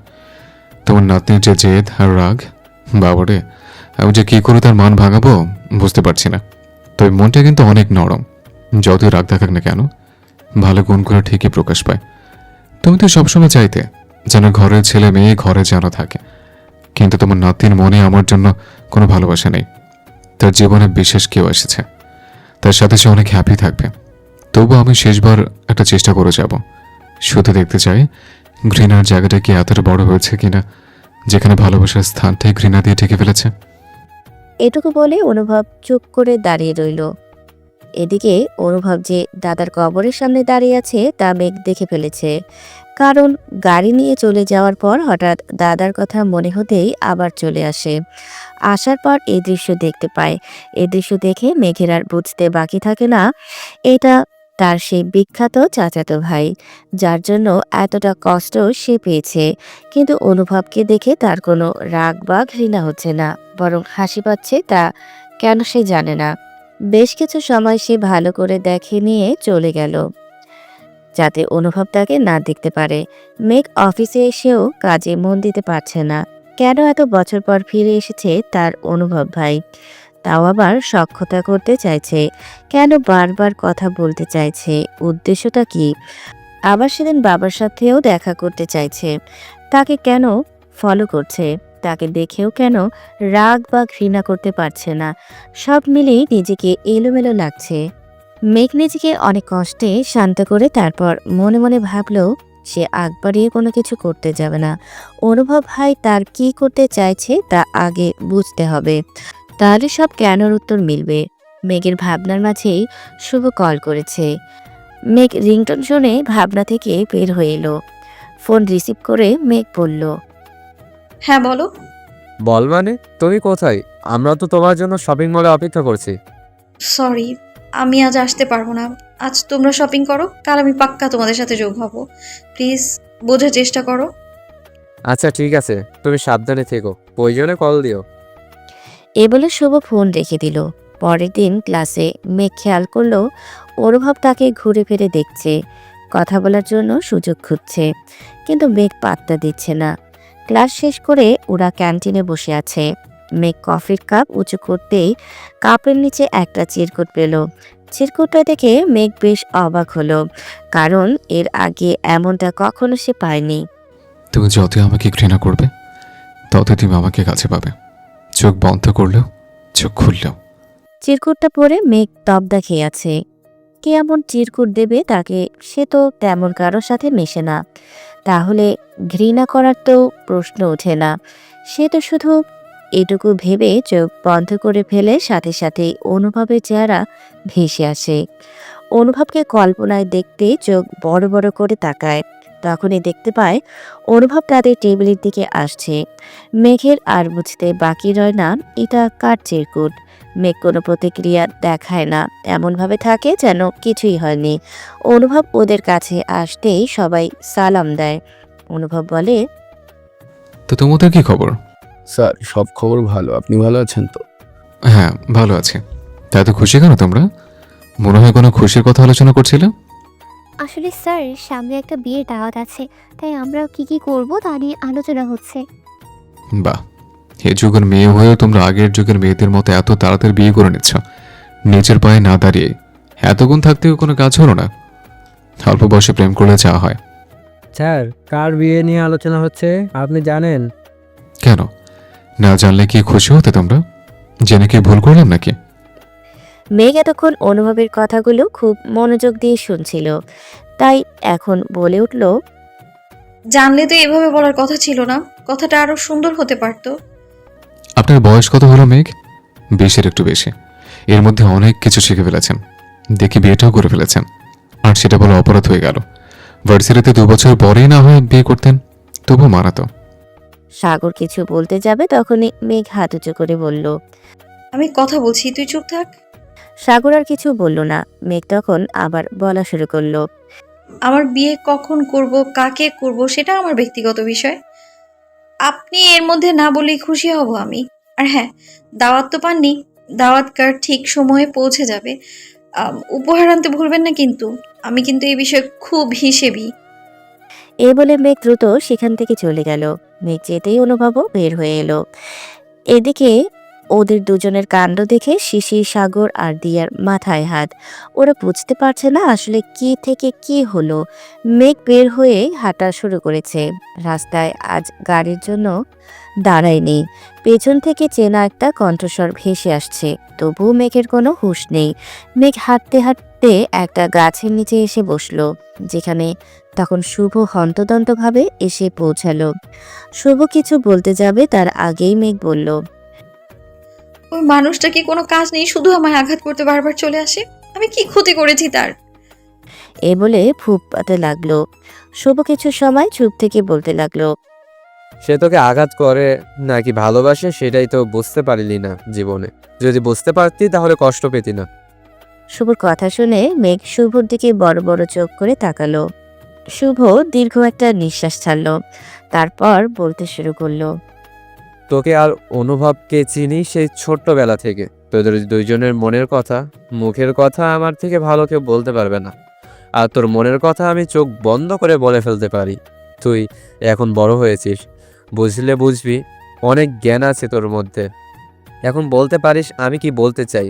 আসলে কথাগুলো অনেক আগে বলতে চেয়েছিলাম কিন্তু বলিনি, কারণ আমি দেখতে চেয়েছিলাম অনুভবকে দেখে তোর কি রিয়াকশন হয়। আমার ধারণাই ঠিক হয়েছে, এখন বলতে আর কোনো বাধা নেই। মেঘ ফ্যালফ্যাল করে শুভর দিকে তাকিয়ে আছে, কি বলতে চাইছে তাই বোঝার চেষ্টা করছে। শুভ মেঘের চোখের ভাষা বুঝতে পেরে বলল, চোখ দিয়ে গিলে খেয়ে ফেলবি আমায়, মাথা মোটা একটা। কথা মনোযোগ দিয়ে শোন। তুই অনুভবকে কখনো ঘৃণা করিসনি, যেটা ছিল সেটা শুধুই অভিমান। তুই ভেবেছিলি অনুভব এসে তোকে সরি বলবে, কিন্তু অনুভব আসেনি, বরং তোর সাথে কথা বলা বন্ধ করে দিয়েছিল। বাড়ি ছেড়ে যখন তোরা চলে আসিস তখন চেয়েছিলি, কিন্তু অনুভব নিজেকে বন্দি করে নিয়েছিল, কারণ তোর চোখের পানি ও দেখতে পারবে না বলে। এটুকে বলে শুভ একটু থামলো, তারপর আবার বলল, অনুভব কোনোদিন তোকে কষ্ট বা আঘাত দেওয়ার কথা মাথাও আনতে পারে না। তোকে আঘাত করার আগে সে নিজেকে আঘাত করা উত্তম মনে করবে, কিন্তু সেদিন কেন এমন করেছিল সেটা উত্তর আমার কাছে নেই। তবে আমি যতটুকু জানি তোর দাদা, বাবা আর অনুভব সব জানে। এই জন্যই তোর দাদা সেদিন অনুভবের পক্ষ নিয়েছিল, আর তোর বাবা কোনো প্রশ্ন না করে বাড়ি ছেড়েছিল। মেঘ এখন কিছুটা নড়ে চড়ে বসলো, তারপর বলতে লাগলো, আমি একটু শান্তিতে বাঁচতে চাই। ঘৃণা আর রাগ জীবনটাকে শেষ করে দিল আমার। জীবনটা কয়দিনের বলতে পারো? কেন এত অবহেলা, কেন এত কষ্ট? আমি দীর্ঘশ্বাস নিয়ে বাঁচতে চাই না। কষ্টগুলো দম বন্ধ হয়ে আসে আমার। কষ্টগুলো কি পাওয়ার কথা ছিল আমার? কেন, কেন সবাই মিলে কষ্ট দিল আমায়? শুভ কিছু সময় চুপ থেকে বলল, কষ্টগুলো তুই নিজেকে কল্পনায় তৈরি করেছিস, শুধুমাত্র অনুভব তোকে অপমান আর থাপড় মেরেছিল বলে। কারণ ও তোকে কোনোদিন মারেনি বলে ছোট্ট ছিলি, বুঝিসনি কখন মানুষ অসহায় হয়ে তার কাছের মানুষকে আঘাত করতে পারে। তুই তো সেই কষ্টটা বুকে ধরে রেখে অনুভবে মিশে ফেলেছিস। তোর অনুভবে যে তুমিটা আছে সেটা শুধুই অনুভব, তাও মনে হয় বুঝিস না। তুই অনুভবকে ভালোবাসিস নিজের থেকেও বেশি, এর জন্য ওকে দেখে তোর ঘৃণা বা রাগ হয়নি। মেঘ এখন পুরোই অবাক, কি বলছে তার শুভ ভাই। মেঘ কিছু বলতে যাবে তার আগেই শুভ বলল, আমাকে কোনো প্রশ্ন করতে হবে না, নিজেকে প্রশ্ন কর, কথাগুলো সত্যি নাকি মিথ্যা। আমি তোর কাছে থাকি বা না থাকি সব খবর রাখি, এটা তোর জানা। সেজন্য মাথায় চাপ নিতে হবে না, নিজেকে সময় দে আর ভাব আমি ভুল কিছু বলেছি নাকি। মেঘ আর কিছু বলল না। শুভ মেঘকে মেঘদের বাসায় নামিয়ে দিয়ে চলে গেল। শুভ আর মেঘের এত সময় কথা বলা একজন দূর থেকে ঠিকই দেখতেছিল আর রাগে ফেটে পড়ছিল। মেঘ বাসায় এসে ভাবতে থাকে শুভর কথাগুলো। কথাগুলো সব যুক্তিসংযত হলেও কিন্তু ও নিজে যে অনুভবকে ভালোবাসে সেটা মানতে নারাজ। এটা কখনো সম্ভব নয়, কারণ ওভাবে কখনো চিন্তা তো দূরে থাক, কল্পনাও করেনি। ছাদে বসে বসে আকাশের থেকে তাকিয়ে বলতে লাগলো, ভালোবাসা কি এতই সহজ? ঘৃণা রাগ থেকে না চাইতেই হয়ে যাবে? জীবন কি এতই সস্তা বললো আর হয়ে গেল? নিজে নিজেকে এভাবে বোঝালো, কিন্তু মনটা কতক্ষণ মানবে সে নিজেই জানে না। রাতেও ঠিকমতো ঘুমাতে পারল না। এদিকে অনুভবের শুধু রাগ হচ্ছে, কেন হচ্ছে এত রাগ সে বুঝতে পারছে না। মেঘ আজকের ভার্সিটিতে আসেনি, এই জন্য অনুভবের আরও বেশি রাগ হচ্ছে। অনুভব ঠিক করলো আজ ভার্সিটি শেষ করে মেঘের অফিসে যাবে। সরাসরি কথা না বললে আরও অনেক বেশি দেরি হয়ে যাবে। যেমন ভাবা তেমন কাজ। অনুভব ক্লাস শেষ করে অফিসে গেল, কিন্তু সেখানেও মেঘকে পেল না। তখন অনুভব চলে আসতে নেবে দেখতে পেল শুভ একজনের সাথে কথা বলছে। শুভকে দেখে অনুভব তার দিকে এগিয়ে গেল। শুভ অনুভবকে এখনো দেখতে পায়নি। অনুভব শুভর পেছন থেকে কাঁধে হাত রাখল। শুভ নিজের কাঁধে কারো স্পর্শ পেয়ে পেছনে ফিরে তাকালো। অনুভবকে দেখে মিষ্টি করে হাসল। অনুভব তা দেখে বেশ রাগ হলো। শুভ সামনে লোকটিকে কাজ বুঝিয়ে দিয়ে অনুভবকে একটা সালাম দিয়ে বলল, আমার সাথে আসেন স্যার। এ বলে নিজের কেবিনের দিকে যেতে লাগলো। অনুভব ও শুভকে অনুসরণ করতে লাগলো। শুভ আর অনুভব দুজন মুখোমুখি হয়ে বসে আছে। অনুভব কি বলবে বুঝে উঠতে পারছে না। শুভই আগে কথা শুরু করলো। স্যার আপনি কি খাবেন, চা না কফি? অনুভব বলল। কফি। শুভ পিয়নকে ডেকে 2 কাপ কফির কথা বলল। তারপর বলতে লাগলো, নিশ্চয়ই আপনি মেঘের কাছে এসেছেন। আসলে আজও অফিসে আসবে না, আমাকে মেসেজ দিয়ে জানিয়েছে। যদি আমাকে বলা যায় তাহলে বলতে পারেন, আমি আপনাকে সাহায্য করব। অনুভব শুভকে ভালো করে দেখে নিয়ে তারপর বলল। আপনি কি আমাকে চেনেন? শুভ একটা রহস্যময় হাসি দিল, তারপর বলতে লাগলো, আমি আপনাকে যতটুকু চিনি বা জানি বলে ততটুকু আপনিও আমাকে জানেন না। আপনার A to Z আমার জানা, তবে মাঝে কিছু শব্দের মধ্যে একটু উল্টাপাল্টা হয়ে যায় আর কি। তবে নির্দ্বিধায় আমাকে আপনার সমস্যা বলতে পারেন, আর সাথে বিশ্বাসও করতে পারেন। অনুভব কি বলবে বুঝতে পারছে না, তবুও অনেক দ্বিধা নিয়ে বলল। আমরা কি পূর্ব পরিচিত? কেন যেন মনে হচ্ছে আপনি আমাকে চেনেন। শুভ এত সময় অনেক কষ্টে হাসি চেপে রেখেছিল, কিন্তু এখন আর রাখতে পারল না। উচ্চস্বরে হেসে দিল। শুভর হাসি দেখে অনুভব কিছুটা বোকা বনে গেল। অনুভবের চেহারা দেখে শুভ হাসতে হাসতে বলল, আরে শালা, তোর কবে বুদ্ধি হবে? তুই আমাকে ভুলে গেছিস? আমি কিন্তু তোকে প্রথম দেখাতে চিনে ফেলেছি। আর আমি ফারদিন খান, তোর ছোটবেলার বন্ধু। শুভর মুখে ফারদিন নামটা শুনে অনুভব বেশ বড় একটা ঝাটকা খেল। সে ফারদিনকেও চিনতে পারেনি। তাহলে তোকে শুভ কেন বলে ওরা সবাই? আরে মেঘ আমাকে ভালোবাসবে শুভ ভাই বলে ডাকে, তাই ওর বন্ধুরাও বলে। আমি ওর সব বিপদে আপদে থাকি, তাই ভালোবেসে শুভ ডাকে। আমি ছাড়া কাউকে বিশ্বাস করতে পারে না বলে। শুভর কথাগুলো শুনে অনুভব হা করে তাকিয়ে রইল ওর দিকে। শুভ অনুভবকে দেখে বলল, এত চাপ নিতে হবে না মাথায়, কফি খা আগে, আমি সব খুলে বলছি। অনুভব তবুও শুভর দিকে কৌতূহলী দৃষ্টি নিয়ে তাকিয়ে রইল। শুভ আস্তে আস্তে বলতে লাগলো, তুই তো জানিস বাবা কোম্পানির চাকরি করতেও হঠাৎ কিছু লোক ক্ষিরজস্ত করে বাবাকে দোষ দিয়ে চাকরি থেকে বের করে দেয়। বাবা তখন দেশে হারা হয়ে পড়ে। শুনেছিলাম তোর বাবা শুনেছিলাম তোর দাদা বুদ্ধি দেয় বাবাকে তোর চাচার সাথে যোগাযোগ করতে। বাবাও তাই করে। তারপর সেখান থেকেই পরে তারা পার্টনারশিপ করে। আমি এগুলো আগে জানতাম না। অষ্টম শ্রেণীতে এই ঘটনা ঘটে, তাই তো হঠাৎ সব ছেড়ে আমরা আসি উত্তরার দিকে। প্রথম দিকে অনেক কষ্টে চলতে হয়েছে আমাদের। তোর সাথে যোগাযোগ করার কোনো উপায় ছিল না, কিন্তু আমি জানতাম একদিন দেখা হবেই। এ বলে শুভ থামলো। তারপর আবার বলতে লাগলো। দশম শ্রেণীতে যখন পড়ি হঠাৎ একদিন রাস্তায় মেঘের সাথে দেখা হয়। ও মনে হয় ক্লাস 6-এ পড়ে। কিছুটা অসুস্থ দেখাচ্ছিল। পাশে আন্টি ছিল।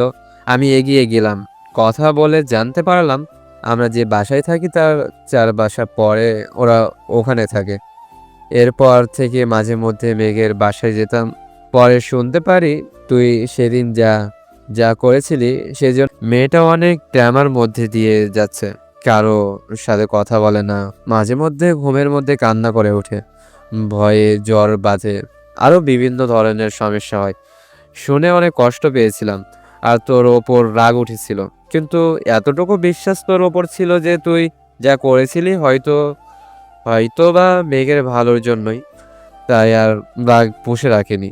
এরপর থেকে আমি ওর সাথে যতটুকু পারতাম সময় দিতাম, গল্প করতাম, যাতে ও কিছুটা স্বাভাবিক হতে পারে।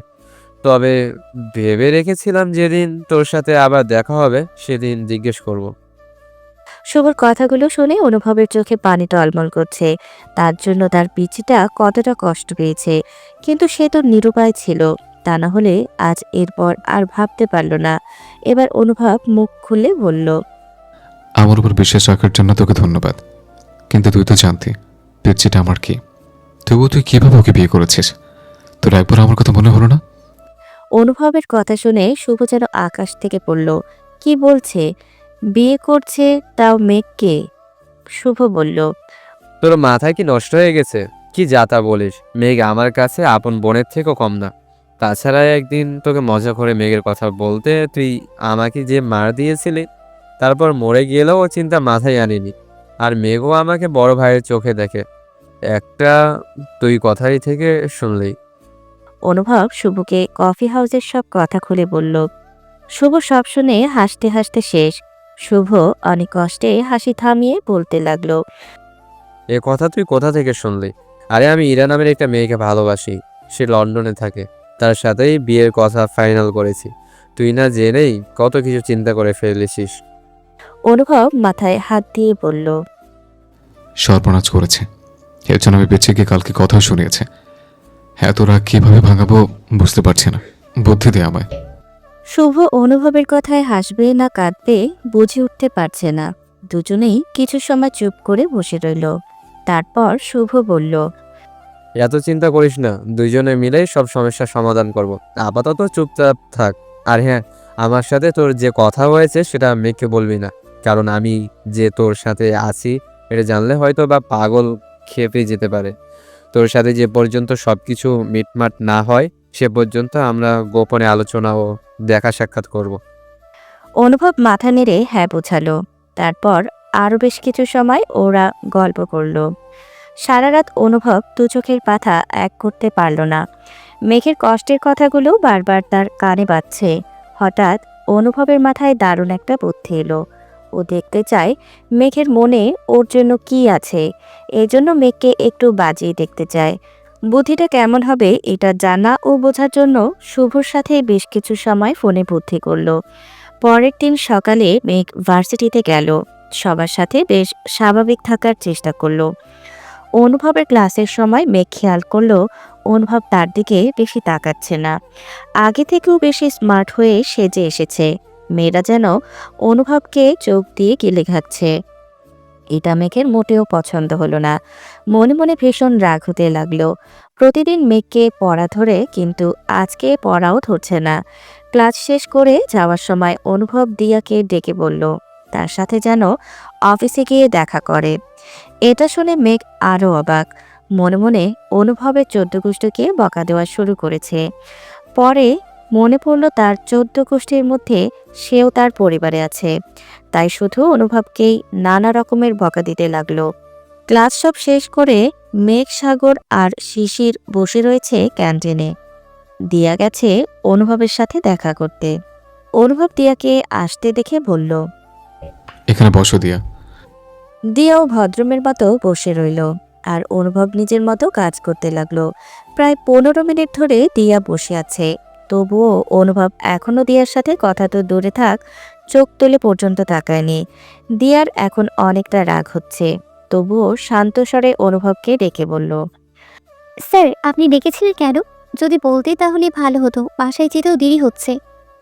অনুভব দিয়ার কথা শুনে মাথা তুলে দিয়ার দিকে তাকিয়ে থেকে বলতে লাগলো। ও, আসলে তোমাকে যে বসিয়ে রেখেছি তা তো খেয়াল নেই। তো বলো, তোমার পড়াশোনা কেমন চলছে? ঠিকভাবে পড়তে হবে কিন্তু। জি স্যার, মোটামুটি চলছে। ঠিক আছে, এখন তুমি আসতে পারো। এ বলে অনুভব আবার কাজে মনোযোগী হয়ে গেল। দিয়া তো পুরোই তবদা খেয়ে গেছে। এই একটা কথা বলার জন্য এত সময় বসিয়ে রেখেছে। স্যার কি পাগল হয়ে গেছে নাকি, এগুলো ভাবতে ভাবতে ক্যান্টিনে এসে পৌঁছালো। দিয়া আসতেই ওরা সবাই জিজ্ঞেস করলো অনুভব তাকে কেন ডেকেছিল। দিয়া ওদের সবটা খুলে বলল, কিন্তু শিশির বলল। তুই কি আমাদের মাথা মোটা মনে করেছিস নাকি? যা বলবি তাই বিশ্বাস করব? বলতে না চাইলে না বলবি, কিন্তু আজ হঠাৎ কেন মিথ্যা বলছিস বুঝতে পারছি না। শিশিরের কথায় সাগরও তাল মেলালো। এদের দেখে মেঘেরও সন্দেহ হতে লাগলো। মনে আগেই ধারণা হয়েছিল অন্য কিছু, কিন্তু পাত্তা দেয়নি। এখন ওদের কথা শুনে আর নিজের মনের কথা না শুনে থাকতে পারছে না। এদিকে দিয়া বেচারি ওদের অনেক বোঝানোর চেষ্টা করেও ব্যর্থ হয়েছে। ক্যান্টিনে ওদের এসব কিছু লুকিয়ে অনুভব এত সময় দেখছিল আর হেসে লুটোপুটো খাচ্ছে। মেঘের চেহারা দেখে অনুভবের বুঝতে বাকি রইল না তার নিশানা ঠিক জায়গায় লেগেছে, তাই সে আরও বেশি আনন্দ পাচ্ছে। মেঘ ওর নিজের ভাবনাগুলো নিজের মধ্যেই রেখে দিল, কারো সামনে কিছুই প্রকাশ করল না। তারপর সবাই যার যার মতো চলে গেল। কেটে গেছে 4 দিন। এর মধ্যে অনুভব আরও 2 দিন দিয়াকে দেখা করতে বলেছিল, আর আগের মতোই বসিয়ে রেখে পড়াশোনার খবর নিয়ে চলে যেতে বলেছে। কিন্তু ভার্সিটিতে কিছু মেয়েরা এটা নিয়ে কানাঘোষা করতে শুরু করেছে।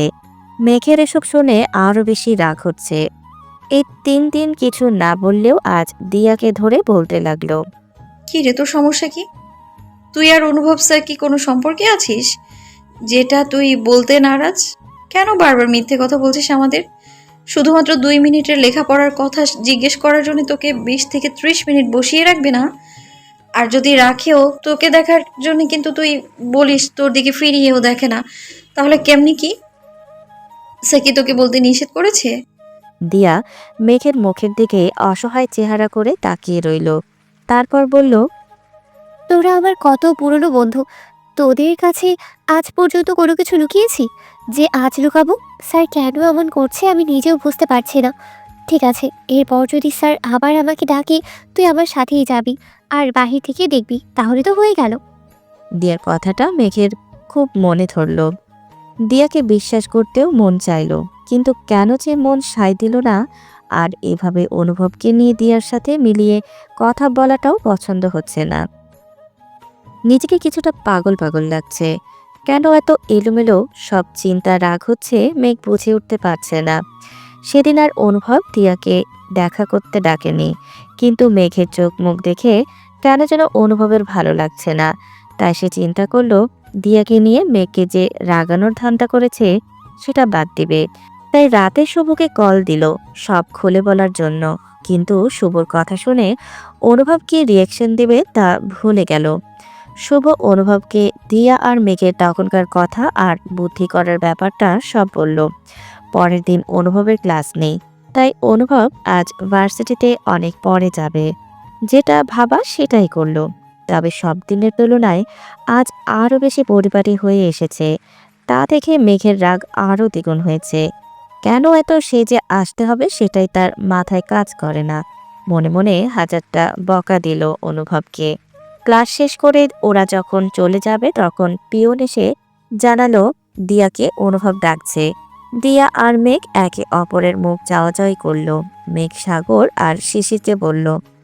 তোরা দুজন ক্যান্টিনে বস, শুভ ভাই আসবে, আমি একটু পর আসছি। ওরা মাথা নেড়ে চলে গেল। এদিকে দিয়া অনুভবের কেবিনে প্রবেশ করলো আর মেঘ বাহিরে দাঁড়িয়ে রইল। দিয়াকে বসতে বলে অনুভব মোবাইলে কিছু করতে লাগলো। 5 মিনিট না যেতে মেঘ কেবিনে উকি দেওয়া আরম্ভ করলো আর ভেতরে কি হচ্ছে বোঝার চেষ্টা করছে। অনুভব ফোন রেখে দিয়াকে বলল। তোমরা বড় হয়েছ, কিন্তু ম্যানার্স এখনো শেখোনি। দিয়া অনুভবের কথা শুনে চোখ বড় বড় করে তাকালো। অনুভব আবার বলল।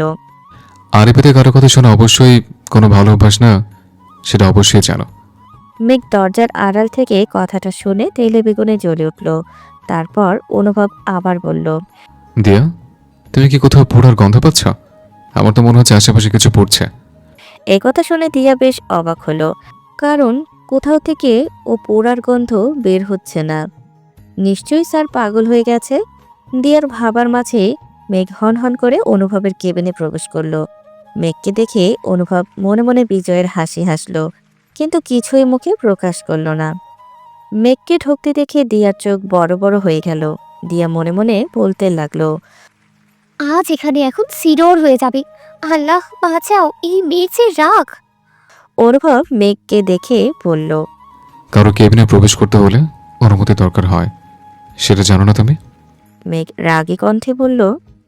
আমি তো অনেক কিছুই জানি না, তাই তো শিখতে আর জানতে আসলাম। তার আগে আমাকে বলেন, আপনি যে দিয়াকে ডেকে নিয়ে এসে বসিয়ে রাখেন, সেটা নিয়ে মানুষজন যে কত কথা রটাচ্ছে তা কি আপনার জানা নেই? যদি জেনেই থাকেন তাহলে বলেন, আপনি যে কাজ করছেন সেটা কতটুকু ঠিক আর কতটুকু ভুল? অনুভব দিয়ার দিকে তাকিয়ে তারপর মেঘের দিকে তাকিয়ে হেসে বলল। আমার তো মনে হচ্ছে দিয়ার থেকে তোমার কাছে কথাটা বেশি গায়ে লেগেছে। সেটা কি দিয়ার জন্য নাকি অন্য কোনো কারণে? মেঘের এবার আরো রাগ হলো অনুভবের কথা শুনে, কিন্তু কোথাও না কোথাও অনুভব কথাটা ঠিকই বলেছে। তবুও সে দমে গেল না, রাগ দেখিয়ে বলতে লাগলো। দিয়া মেয়ে মানুষ, ওর কথা মাথায় রেখে জানতে এসেছি। আর আমি এও জানি দিয়া আপনাকে পছন্দ করে না, তাই জানাতে এসেছি কাহিনীটা কি আসলেই হচ্ছে। অনুভব মৃদু হেসে ওর ফোনটা সামনে আনলো। তার ফোনে একজনকে ভিডিও কলে দেখতে পেল। ভিডিও কলের মানুষটাকে দেখে দিয়া ও মেঘ যেন আকাশ থেকে পড়ল, কারণ মানুষটা আর কেউ নয়, দিয়ার ভালোবাসার মানুষ সে। তার নাম আনান। আনানের সাথে দিয়ার ঝগড়া হয়েছে 2 সপ্তাহ হলো, তাই দিয়া রাগ করে ফোন ধরে না। কিন্তু আনান যে তার অনুভব স্যারকে ভিডিও কল দিয়ে তাকে দেখে, এটা তো চিন্তার বাহিরে ছিল। দিয়া ও মেঘ অনুভবের ডাকার কারণটা খুব সহজেই বুঝে গেল। মেঘ অনেক বেশি লজ্জা পেল। মেঘ আস্তে করে বলল। আপনি আনান ভাইকে কিভাবে চেনেন? অনুভব কিছু না বলে ফোনটা দিয়ার দিকে বাড়িয়ে দিয়ে বলল। বাইরে গিয়ে কথা বলো। দিয়া কথা না বাড়িয়ে মাথা নেড়ে হ্যাঁ বুঝিয়ে ফোন নিয়ে বাহিরে চলে গেল। দিয়া চলে যেতেই মেঘও বাহিরে যাওয়ার জন্য পা বাড়ালো, কিন্তু তখনই অনুভব মেঘের হাত ধরে ফেলল। তারপর বলতে লাগলো। তোমাকে যেতে বলিনি, তুমি কোথায় যাচ্ছ? মেঘ অনুভবের দিকে ফিরে তাকালো, তারপর হাতের দিকে তাকালো। নিচের মনের ভেতর ভীষণ অস্থিরতা বোধ করছিল। অনুভব তা দেখে হাত ছেড়ে দিল, কিন্তু বলল। আমাকে কি সারা জীবন ভুলই বুঝতে হবে তোমার? কখনো মনে হয়নি আমি নামক মানুষটা ভুল ছাড়া ভালো কিছু করতে পারি? আমি জানি অনেক ভুল আছে আমার, কিন্তু আমি সে ভুল হলে শুধরাতে এসেছি। জানি অনেকটা দেরি হয়েছে, কিন্তু তার পেছনেও কারণ আছে। আমাকে কি বলার একটা সুযোগ দেওয়া যায় না? মেঘ বাঁকা হাসলো, তারপর বলল। সুযোগ তো অন্য কেউ চেয়েছিল, দিয়েছিলেন কি তাকে? মনে তো হয় দেননি। তাছাড়া এগুলো কথা আমাকে বলার কোনো কারণ দেখছি না আমি, কারণ আমি আপনাকে চিনি না। শুধু জানি আপনি আমাদের স্যার। এর চেয়ে বেশি কিছু কি আছে আমাদের মধ্যে? আমরা কি পূর্ব পরিচিত? মেঘের কথা শুনে অনুভব শান্ত চোখ জোড়া নিয়ে ঘুর লাগা দৃষ্টিতে মেঘের দিকে চেয়ে রইল কিছু সময়। আপন মনে মেঘের চেহারা মুখস্থ করে নিল। মেঘও চেয়েছিল কিছু সময়, কিন্তু বেশ কিছুটা অস্বস্তি কাজ করছিল, কারণ এভাবে কখনো কারো দিকে তাকিয়ে থাকেনি। তাই যত তাড়াতাড়ি সম্ভব চোখ ফিরিয়ে নিল। অনুভব কিছু বলতে যাবে, তখনই দিয়া প্রবেশ করলো। তাই আর অনুভব কিছু বলল না। দিয়া ফোনটা অনুভবের হাতে দিয়ে বিদায় নিয়ে দুজনেই বেরিয়ে পড়ল। ওরা যেতেই অনুভব বলতে লাগলো। পূর্ব পরিচিত কিনা ঠিক আছে, কতটা পরিচিত তা তো দেখা হচ্ছে এবার। এখন যা হবে সামনাসামনি, আর কোনো লুকোচুরি নয়। অনেক হয়েছে, নিজেকে সত্যের মুখোমুখি করতে হবে।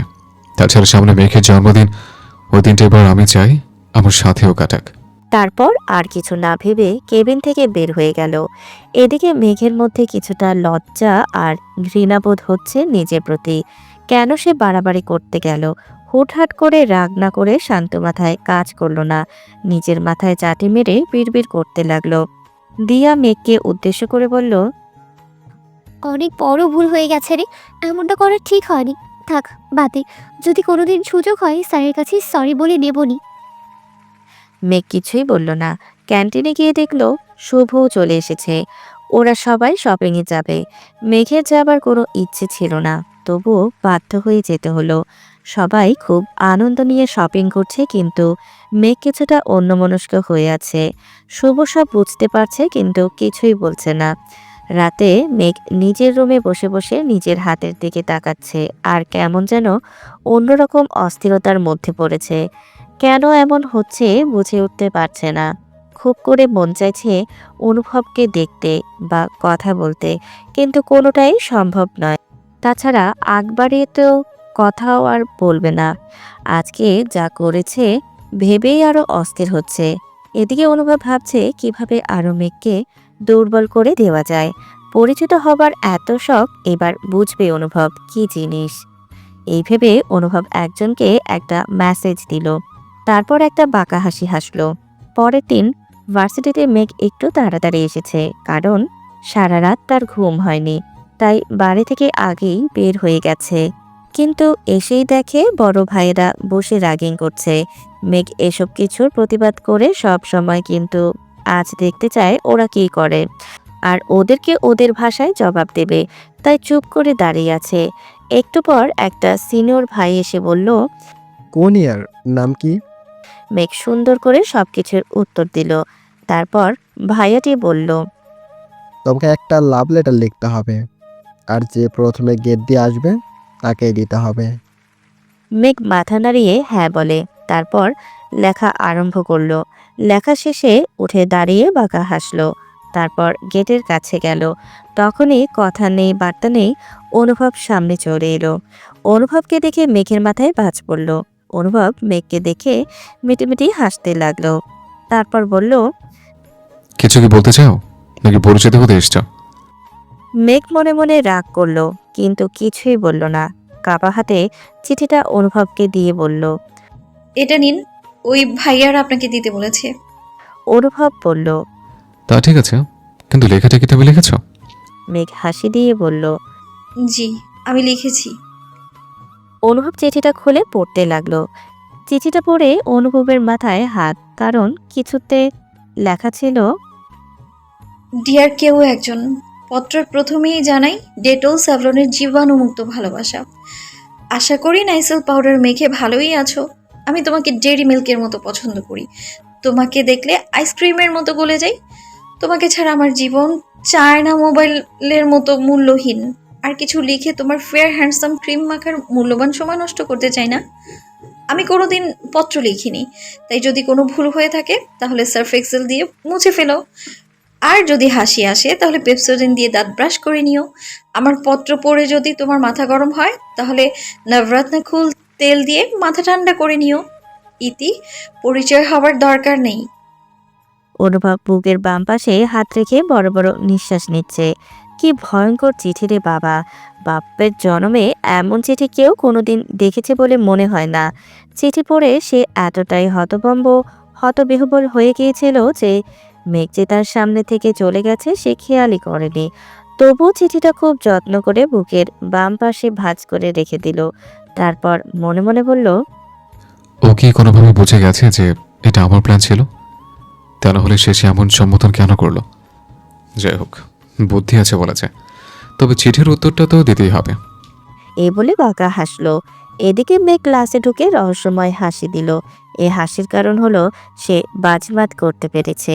মেঘের ভাবনার মাঝেই সাগর, শিশির ও দিয়া আসলো আর বলতে লাগলো, তুই বলে অনুভব স্যারকে লাভ লেটার দিয়েছিস, এই বলিস স্যারকে দেখতে পারিস না, কিন্তু পুরো ক্যাম্পাসের সামনে এটা তুই কিভাবে করলি?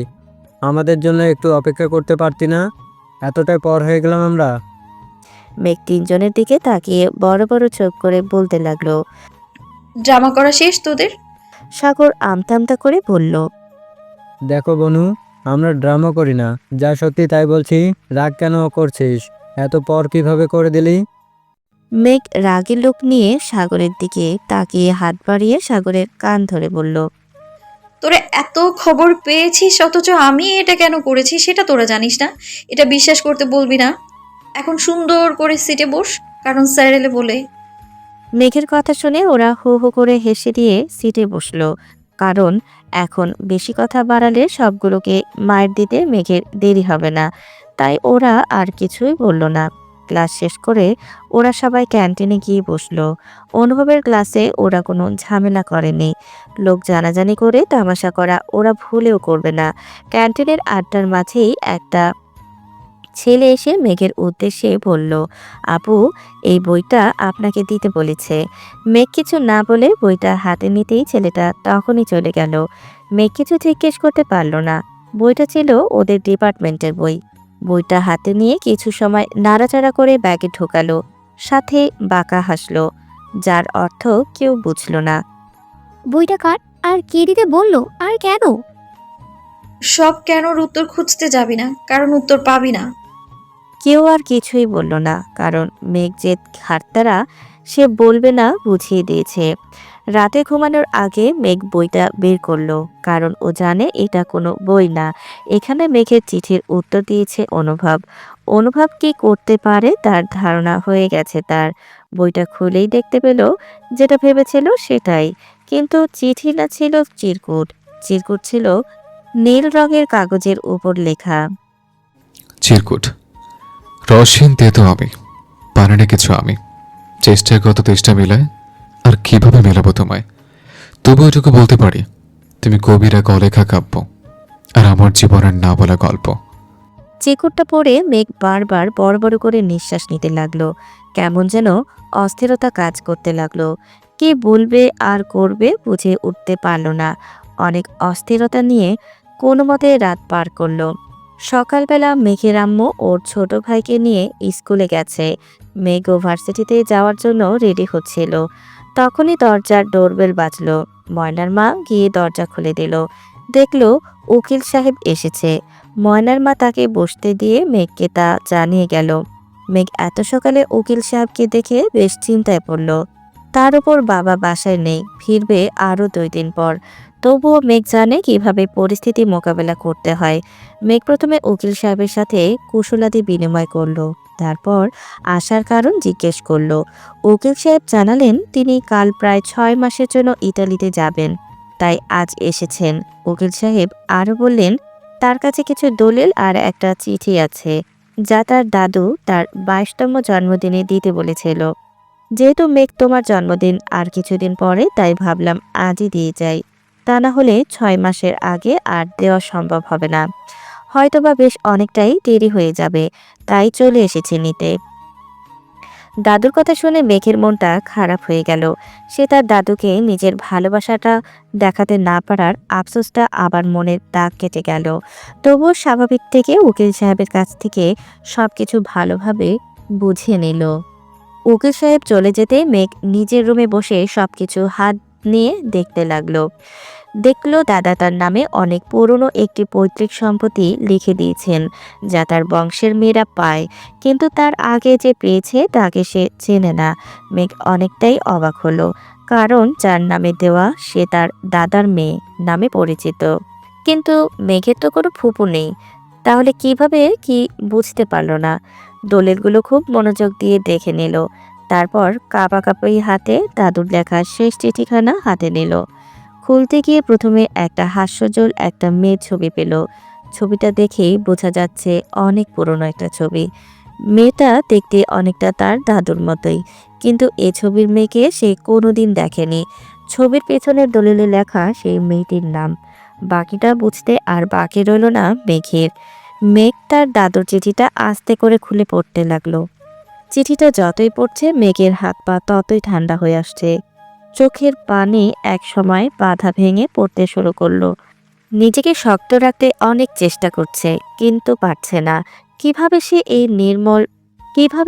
এই নির্মল সত্যটা স্বীকার করে নেবে? সে তো অনেক বড় ভুল করে ফেলেছে। এলোমেলো পায়ে ঘর থেকে বের হয়ে ভার্সিটিতে যেতে শুরু করলো। চোখে মুখে বিধ্বস্ততার ছাপ স্পষ্ট। এদিকে অনুভব ক্লাসে ক্লাস নিতে শুরু করেছে। মেঘ তখন এমনভাবেই কোনো অনুমতি ছাড়াই ক্লাসে প্রবেশ করে। অনুভবের সামনে গিয়ে দাঁড়ালো। অনুভব নিজের মুখের সামনে হঠাৎ এভাবে মেঘকে দেখে বেশ অবাক হলো। মেঘের মুখে বিধ্বস্ততার ছাপ দেখে অনুভবের বুকের ভিতরে হাহাকার করে উঠল। হঠাৎ এভাবে এই রূপে ওকে আশা করেনি। তার চিরকুটের কারণে যে এমন হয়নি সেটা সে বুঝতে পেরেছে, কিন্তু কি এমন ঘটনা ঘটল বুঝতে পারছে না। ক্লাসের সবাই মেঘের দিকে তাকিয়ে আছে। অনুভব মেঘের থেকে দৃষ্টি সরিয়ে সবাইকে দেখতে লাগলো। তারপর বলল, 10 মিনিটের জন্য একটু বিরতি লাগবে। এ বলে মেঘের হাত ধরে ক্লাসের বাহিরে নিয়ে যেতে চাইলে কিন্তু তার আগেই মেঘ অনুভবের ওপর অজ্ঞান হয়ে পড়ে গেল। মেঘের অজ্ঞান হওয়াতে অনুভব বেশ খানিকটা ভয় পেয়ে গেল। সাগর, দিয়া ও শিশির সাথে সাথেই ওদের কাছে এলো। ওর কি হলো? সকালে তো কথা বলেছি, তখন তো ঠিকই ছিল, কিন্তু ওকে দেখিয়ে মনে হচ্ছে ও অনেক কান্না করেছে। কিন্তু ও তো কাউকে ওর কান্না দেখায় না। তাছাড়া আপনার সামনেই বা এভাবে এলো কেন বুঝতে পারছি না। ওকে আগে হাসপাতালে নিতে হবে, ওর অনেক সমস্যা আছে। সাগরের কথায় অনুভবের হুঁশ ফিরল। তাড়াতাড়ি করে কোলে তুলে নিল মেঘকে। মেঘকে নিয়ে যেতে যেতে অনুভব বলল, শুভকে ফোন করে আসতে বল তাড়াতাড়ি। সাগর আর দেরি না করে সাথে সাথেই শুভকে ফোন করে জানিয়ে দিল। হাসপাতালে আইসিইউর বাইরে সবাই মুখ কালো করে দাঁড়িয়ে আছে। অনুভব যেন নিস্তেজ অনুভব করছে, কোনো বোধশক্তি যেন কাজ করছে না। শুভ এলো বেশ কিছু সময় পরে। শুভ এসে রাগী কণ্ঠে অনুভবকে বলল, আমাকে না জানিয়ে তুই কি কিছু করেছিস? মেঘের এমন অবস্থা কেন হলো? তোকে আমি বারবার বলেছি বাড়াবাড়ি একটু করবি না। কিভাবে এমন হলো আগে বল। অনুভব আস্তে আস্তে শান্ত স্বরে সব বলল। তা শুনে শুভ কিছুটা শান্ত হলো, কিন্তু হঠাৎ এমন কি হতে পারে সেটা নিয়ে বেশ চিন্তায় পড়ে গেল। সেই সময় ডাক্তার কেবিন থেকে বের হলো। ডাক্তার জানালো অতিরিক্ত কোনো কিছু নিয়ে চিন্তার ফলে এমনটা হয়েছে।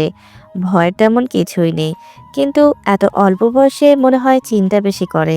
আমি ঘুমের ইঞ্জেকশন দিয়ে দিয়েছি, 2-3 ঘন্টা পর স্বাভাবিক হয়ে যাবে। ডাক্তারের কথা শুনে ওদের সকলের কলিজায় পানি আসলো। এতক্ষণ বেশ চিন্তায় ছিল ওরা। শুভ কিছু একটা ভেবে সাগর, শিশির আর দিয়াকে বলল, তোমার এত সময় এখানে থেকে কি করবে? আমি আর অনুভব আছি, চিন্তা করতে হবে না।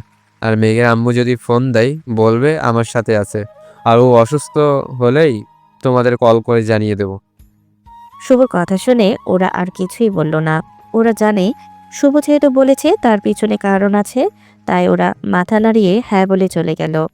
শুভ অনুভবের দিকে যেই দৃঢ়ভাবে কিছু সময় চেয়ে থেকে বলল, মেঘ তোকে কিছু হয়তো বা বলতে এসেছিল, কিন্তু বলার ভাষা বা শব্দ গুছিয়ে উঠতে পারেনি। বেশ চিন্তার ফলে গুলিয়ে ফেলেছে। আমার মনে হয় ওর পাশে গিয়ে তোর বসে থাকা উচিত, যাতে যখন ওর জ্ঞান ফিরে তোকে দেখে কিছুটা স্বাভাবিক ও ভরসা পায়।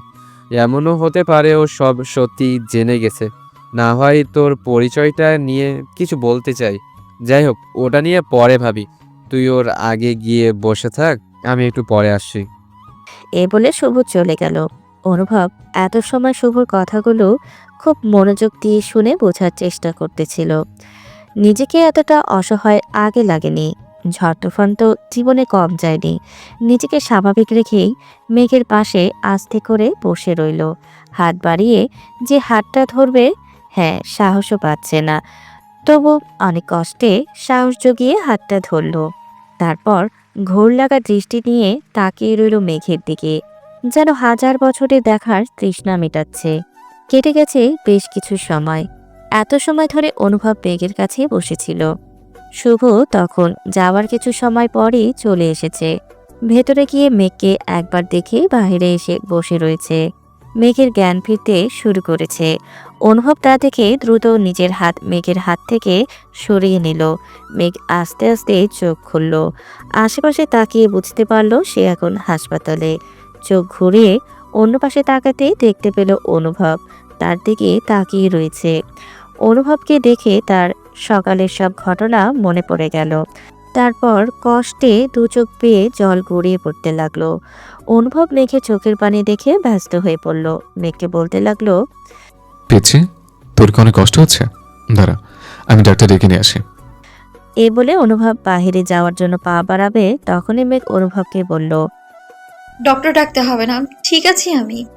মেঘের কথা শুনে অনুভব পিছনে ফিরে তাকালো। তারপর মেঘের কাছে এসে আবার বসলো। তারপর মেঘের মাথায় হাত বুলিয়ে দিতে দিতে বলল, কি হচ্ছে তোমার? আমাকে খুলে বলো।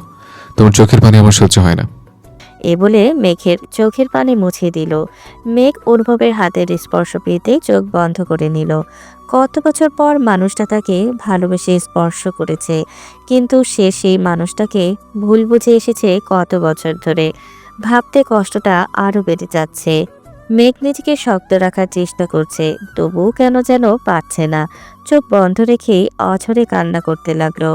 মেঘের এমন কান্না দেখে অনুভব আরও বেশি বিচলিত হয়ে পড়ল। মেঘকে ডেকে বলতে লাগলো, মেঘ, তুমি এভাবে কান্না করছো কেন? আমাকে খুলে বলো। আমি তা না হলে বুঝবো কিভাবে? আমাকে বলো প্লিজ। মেঘ অনেক কষ্টে বলতে লাগলো। বাবাকে একটা ফোন করা যাবে? আমি বাবার সাথে কথা বলতে চাই। অনুভব বলল, চাচার ফোন নম্বর তো আমার কাছে নেই। শুভ বাইরে আছে, আমি ব্যবস্থা করছি। মেঘ আর কিছু বলল না। অনুভব শুভকে নিয়ে ভেতরে প্রবেশ করলো। শুভ মেঘকে ফোন দিয়ে বলল কথা বলতে। মেঘ ওর বাবাকে ফোন দিয়ে বলল আজ রাতের মধ্যেই যেন বাসায় ফিরে আসে। তার বাবা আর কোনো দ্বিমত না করে আচ্ছা বলে ফোন রেখে দিল, কারণ মেঘের কণ্ঠ অনেক ভারী শোনাচ্ছিল। তাছাড়া শুভ আগে মেঘের ঘটনা ওর বাবাকে জানিয়েছে। মেঘ না বললেও সে আজ রাতের মধ্যেই চলে আসতো। ডাক্তার এসে মেঘকে চেক আপ করে গেছে। মেঘ আগের থেকে অনেক ভালো আছে, ইচ্ছে করলেই বাসায় নিয়ে যেতে পারে। তাই অনুভব ডাক্তারের সাথে গিয়ে সবকিছু ঠিক করতে গেছে। শুভ মেঘের মাথায় হাত বুলিয়ে দিতে দিতে বলল, কি হয়েছে আমাকে বল। কান্না করে অসুস্থ হয়ে পড়লি, তার উপর আঙ্কেলকে আসতে বললি। তার চেয়ে বড় কথা, অনুভবের সাথে গিয়েই কেন অজ্ঞান হয়ে পড়লি? তুই তো অনুভবের সাথে তেমন কথা বলিস না। এমন কি ঘটনা ঘটলো কিছুই বুঝতে পারছি না। মেঘ শুভর দিকে তাকিয়ে বলতে লাগলো, রাতে বাবা আসলে সব প্রশ্নের উত্তর একসাথে দেব। তুমি আমার সাথে অনুভবকে নিয়ে বাসায় যাবে। অনেক ভুল করে ফেলেছি আমি, সবকিছু ঠিক করতে হবে। আরও একটা কথা, তোমার এঙ্গেজমেন্টের দিন আরও একটা এঙ্গেজমেন্ট হবে, তারও ব্যবস্থা করতে হবে। তুমি পারবে তো? শুভ মেঘের কথা শুনে ভাবলার মতো চেয়ে আছে। এই মেঘে বোঝা অনেক কঠিন, কখনো কি করে ফেলে আল্লাহ ছাড়া আর কেউ বলতে পারে না। মেঘকে নিয়ে শুভ আর অনুভব মেঘদের বাড়িতে গেল। শুভ মেঘ সব ঘটনা মেঘের আম্মুকে খুলে বলল। তারপর অনুভবকে পরিচয় করে দিল। অনুভবকে দেখে মেঘের আম্মুর চোখ বড় বড় হয়ে গেল। তারপর মেঘের দিকে তাকিয়ে রইল। মেঘ তার মায়ের চোখের ভাষা বুঝতে পারল, তাই সে মুচকে হেসে মাকে তার দায়িত্ব পালন করার জন্য ইশারা করল। মেঘের মা আর দেরি না করে তাড়াতাড়ি ওদের বসতে বলল আর খাবারের ব্যবস্থা করতে লাগলো। এদিকে মেঘ নিজের রুমে এসে আগের মতো করে কান্না করতে লাগলো। নিজেকে শান্ত বা স্বাভাবিক কোনোটাই করে রাখতে পারছে না। নিজেকে বড়ই অসহায় বোধ করছে। অনুভব ছোটুর সাথে পরিচিত হলো, তার সম্পর্কে সবকিছু জিজ্ঞেস করে দিল। এর মাঝে মেঘের মা হরেক রকমের খাবারের ব্যবস্থা করে ফেলেছে। মেঘের মা অনুভবের সাথে কথা বলে সবার খোঁজ খবর নিচ্ছিল। অনুভবকে এতগুলো বছর পরে দেখেও তার চিনতে ভুল হয়নি। অনুভবকে কিভাবে তার ভালোবাসাগুলো প্রকাশ করবে তা সে বুঝে উঠতে পারছে না। তখনই ময়নার মা এসে মেঘের মায়ের কানে কী যেন বলল। তা শুনে তার মুখ অন্ধকার হয়ে গেলে শুভ আর অনুভব তা সবই খেয়াল করল। মেঘের আম্মু ওদের উদ্দেশ্যে কিছু বলতে নেবে তার আগেই অনুভব বলল, চাচি, আমি কি মেঘের রুমে যেতে পারি? আমার ওর সাথে কিছু কথা আছে, যদি আপনি অনুমতি দেন। মেঘের মা নির্দ্বিধায় অনুভবকে যাওয়ার অনুমতি দিল।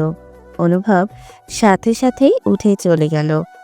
মেঘের ঘরের দরজার সামনেই দাঁড়াতেই অনুভবের বুকে মোচড় দিয়ে উঠল, কারণ ঘরের ভেতর থেকে মেঘের কান্নার গুনগুন শব্দ ভেসে আসছিল। অনুভব দেরি না করে তাড়াতাড়ি ঘরের ভেতরে প্রবেশ করল। দেখল মেঘ বিছানায় বসে বসে কান্না করছে। হাতে কিছু একটা কাগজ জাতীয় জিনিস নিয়ে। অনুভব মেঘের দিকে এগিয়ে গেল, তারপর মেঘের পাশে বসে পড়ল। মেঘ মাথা তুলে অনুভবকে দেখে হঠাৎ করে একটা কাণ্ড করে ফেলল, যা অনুভব কল্পনা করতে পারেনি। ঘটনাটা এত দ্রুত হয়ে গেল যে অনুভব পুরো ফ্রিজ হয়ে গেছে, কারণ মেঘ অনুভবকে দেখে তার কষ্টগুলো আরও বেড়ে যায়।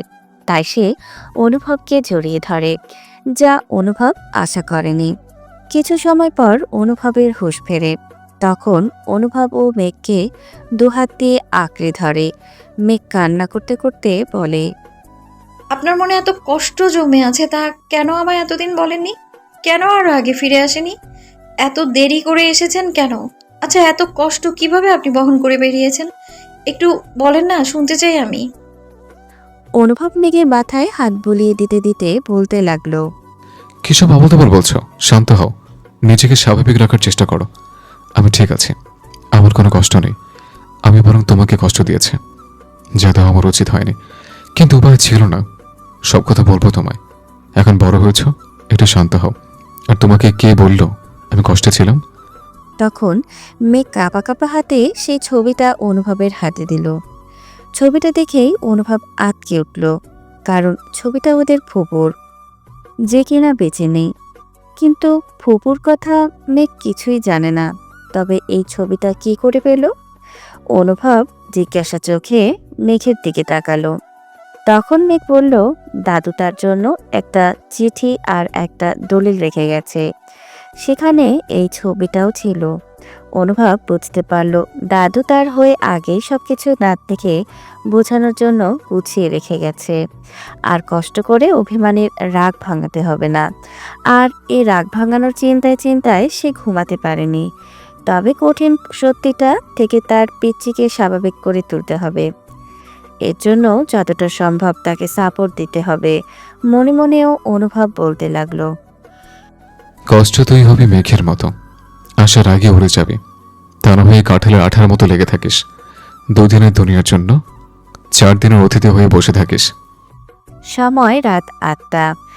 মেঘেদের বসার ঘরে মেঘের মা, বাবা, ভাই শুভ, অনুভব আর মেঘ বসে আছে। সবার মুখে বিরাজ করছেন বিরহের বিষণ্ণতার ছাপ। একটু আগে মেঘের দাদার লেখা শেষ চিঠিখানা পড়ে সবার এই অবস্থা। চিঠিতে লেখা ছিল, দিদি ভাই, তুমি যখন এই চিঠিখানা পড়বে তখন হয়তোবা আমি তোমার কাছে থাকবো না। আমি তোমাকে অনেক বেশি ভালোবাসি দিদি ভাই। তোমার চেহারাটা আমার মায়ের মতো। তোমাকে দেখলে আমার মায়ের কথা মনে পড়ে। আমার মাকে যেন এত তাড়াতাড়ি এই দুনিয়ায় ছাড়তে হবে সেটা আমাদের কারোরও চিন্তা ছিল না। আমার মা ছিল আমার কাছে দুনিয়ার সবচেয়ে বেশি প্রিয়। আর তারপর হলো তুমি। তোমাকে যদি আবার নিজের ভুলের জন্য হারাতে হয়, তাই তোমাকে ভালো রাখার জন্য দূরে সরিয়ে রাখা হয়েছিল। আমার মায়ের একটা ছবি তোমাকে দিয়ে গেলাম। আমার মাকে হত্যা করা হয়েছে। অতীত। অনুভব প্রতিদিনের মতো স্কুল ব্যাগে মেঘের জন্য চকলেট নিয়ে আসতো। সেদিনও তাই করার জন্য অনুভব তার মার কাছে যায় টাকা নেওয়ার জন্য। কিন্তু ঘরে ঢোকার আগেই ওর মাকে দেখতে পায় কারোর সাথে যেন ফোনে কথা বলছে। ফোনে সে বলছে কথাটা দরজার বাহিরে থেকে অনুভব সব শোনে। সব শুনে নিজের মায়ের এমন রূপ দেখে সে ভয় পেয়ে যায়। দৌড়ে দাদার কাছে চলে যায়। দাদা অনুভবের এমন ভীত রূপ দেখে আটকে ওঠে আর বলে, কি হয়েছে দাদা ভাই? তোমাকে এমন লাগছে কেন?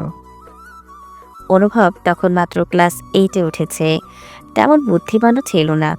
মায়ের এমন রূপ দেখে সে পুরো নির্বোধ হয়ে পড়েছিল। অনেক কষ্টে কাপা গলায় বলল, দাদা, নাসিমা ফুপুকে মেরে ফেলা হয়েছে। ফুপু সেদিন এমনিতে মরে যায়নি, এখানে মেঘকে মেরে ফেলবো ওরা। তুই বাঁচাও। কথাটা শোনার পর দাদা ভাই রাগে কষ্টে কান্না করে দেয়।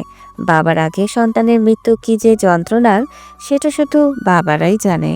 এর চেয়ে ভারী বোঝা পৃথিবীতে আর কিছু নেই। দাদা ভাই অনেক বুদ্ধিমান ও চতুর ছিলেন। সে নিজেকে স্বাভাবিক রেখেই অনুভবকে জিজ্ঞেস করলেন ঘটনাটা কি। তখন অনুভব সব কিছু খুলে বলল। দাদা তার বুদ্ধি কাজে লাগিয়ে অনুভবকে বলল, মেঘ, যখন তোমার ব্যাগ থেকে চকলেট নিতে আসবে তখন তুমি তাকে চোর উপাধি দেবে, যাতে বাসায় অশান্তির সৃষ্টি হয়। তারপর ওদের বাসা থেকে দূরে পাঠিয়ে দিয়ে তোমার মার বিরুদ্ধে প্রমাণ জোগাড় করতে পারি, আর ঘটনার পিছনে আর কি আছে সব জানতে পারি। তাই ওই দিন মেঘকে চোর উপাধি দিয়ে অনুভব মেঘকে থাপ্পড়ও মেরেছিল। ফলে ওর চাচা বাসা ছেড়ে চলে আসে। ঘটনার সব প্রমাণ জোগাড় করতে প্রায় অনেক সময় লেগে যায়, প্রায় বছর খানেকের মতো। পরে মেঘের বাবাকে সব খুলে বললেও মেঘের বয়স কম থাকার কারণে তার বুঝ আর অভিমানের কাছে তাকে বোঝানো বা সব খুলে বলা সম্ভব হয়নি। তাই মেঘ রাগ করে দাদাভাইয়ের সাথে যোগাযোগ রাখে না। বর্তমান সব ঘটনা দাদাভাই খুব ছোট করে মেঘকে বুঝিয়ে লিখে রেখে যান। আর সাথে এটাও বলে তার খুব ইচ্ছে ছিল অনুভবের সাথে মেঘের বিয়ে দেওয়া। মেঘের যদি অমত না থাকে আর পারলে অধম দাদাভাইকে মাফ করে দেয়। বর্তমানে ছেলেদের বলে কাঁদতে হয় না, কিন্তু ছেলেদের যে মন আছে সেটাও তো বুঝতে হবে। মায়ের জন্য কতগুলো মানুষ কতটা বছর সাফার করেছে, এই ভেবে অনুভবের চোখ দিয়ে পানি গড়িয়ে পড়ল। চোখের পানিটা খুব গোপনেই হাত দিয়ে মুছে ফেলল। তারপর নিজেকে শক্ত করে বলতে আরম্ভ করলো। ফুফুর হত্যার কাহিনী বের করার জন্য আমি আর দাদু সবসময় মাকে চোখে চোখে রাখতাম, আর ভাবতে লাগলাম দূর থেকে তো মা মেঘের ক্ষতি করার চেষ্টা করতে পারে। তাই সে রাগের বশে কি করতে চায় এবং পরবর্তী পদক্ষেপ কি হতে পারে এর জন্য অনেক সজাগ থাকতাম। বেশ কিছুদিন মা চুপচাপ ছিল। তারপর হঠাৎ একদিন জানতে পারলাম কাকে যেন কাজের লোক হিসেবে কাজ করানোর জন্য তোমাদের বাসায় পাঠাবে। এর জন্য তোমরা কোথায় থাকো সেটা খোঁজ নিতে লাগলো। কিন্তু দাদুর বুদ্ধির জন্য তোমাদের খোঁজ কেউ জানতে পারেনি। সেটা কিভাবে হচ্ছে সেটা আমি জানি না। আমাকে তোমরা কোথায় থাকো তাও বলেনি, কিন্তু আমি যতটুকু বুঝতে পারতাম দাদুর সাথে চাচার যোগাযোগ ছিল। তখন মায়ের উপর নজর রাখতে রাখতে পরে জানতে পারি মা ফুপুর খাবারে পয়সা মেশাত, যার ফলে ফুপুর শরীর খারাপ হতে লাগে। তার মনে ভয়ের সৃষ্টি হয়। তাই যখন ভয়টা অধিক পরিমাণে বেড়ে যায় তখন হঠাৎ করে রাতে একদিন ফুপু পানি খেতে নিয়েছিল আমার সময় মার সামনে এসে দাঁড়ায়, আর ফুপু উপর থেকে নিচে। আর বলতে পারে না অনুভব। অনুভব চুপ হতেই চারপাশ থেকে কান্নার শব্দ ভেসে আসে। সবাই কান্না করে দেয়, অনুভবও কান্না করে দেয়। বেশ কিছু সময় পর মেঘের বাবা বলতে শুরু করেন। তারপর নাফিসার মৃত্যু হয়, সেটা মা মেনে নিতে পারে না, সাথে সাথে স্ট্রোক করে ফেলে। দীর্ঘ কয়েক বছর বিছানায় পড়ে থাকে, তারপরও সে আমাদের ছেড়ে চলে যায়। কিন্তু কথায় আছে না, আল্লাহ ছেড়ে দেন কিন্তু ছাড় দেন না।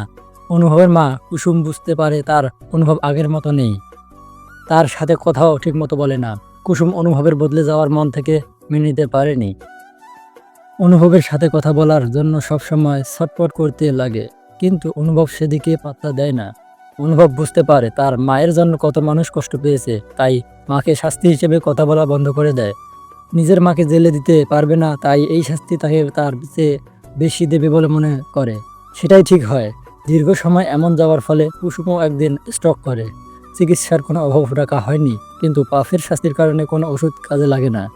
তাই আব্বা ওদেরকে দেশের বাইরে পাঠিয়ে দেন, যাতে অনুভবের লেখাপড়া ঠিকমতো হয় আর কুসুমের চিকিৎসাও। আমি আর শাহানা বাবার দেখাশোনা করি, মেঘকে বোঝানোর চেষ্টা করি দাদার কাছে যাওয়ার, কিন্তু কাজ হয় না। বিদেশে কুসুম মারা যায়, অনুভব তখন দেশে চলে আসতে চায় তার, কিন্তু ওর ভবিষ্যতে কথা চিন্তা করে ওকে আসতে বারণ করা হয়। এজন্য ওর ফিরে আসতে এত দেরি হয়েছে। সব ঘটনা বলা শেষে আফজাল খান একটা দীর্ঘ নিঃশ্বাস ছাড়েন। এদিকে সবার চোখে পানি টলমল করছে। দীর্ঘ সময় সবাই চুপ রইল।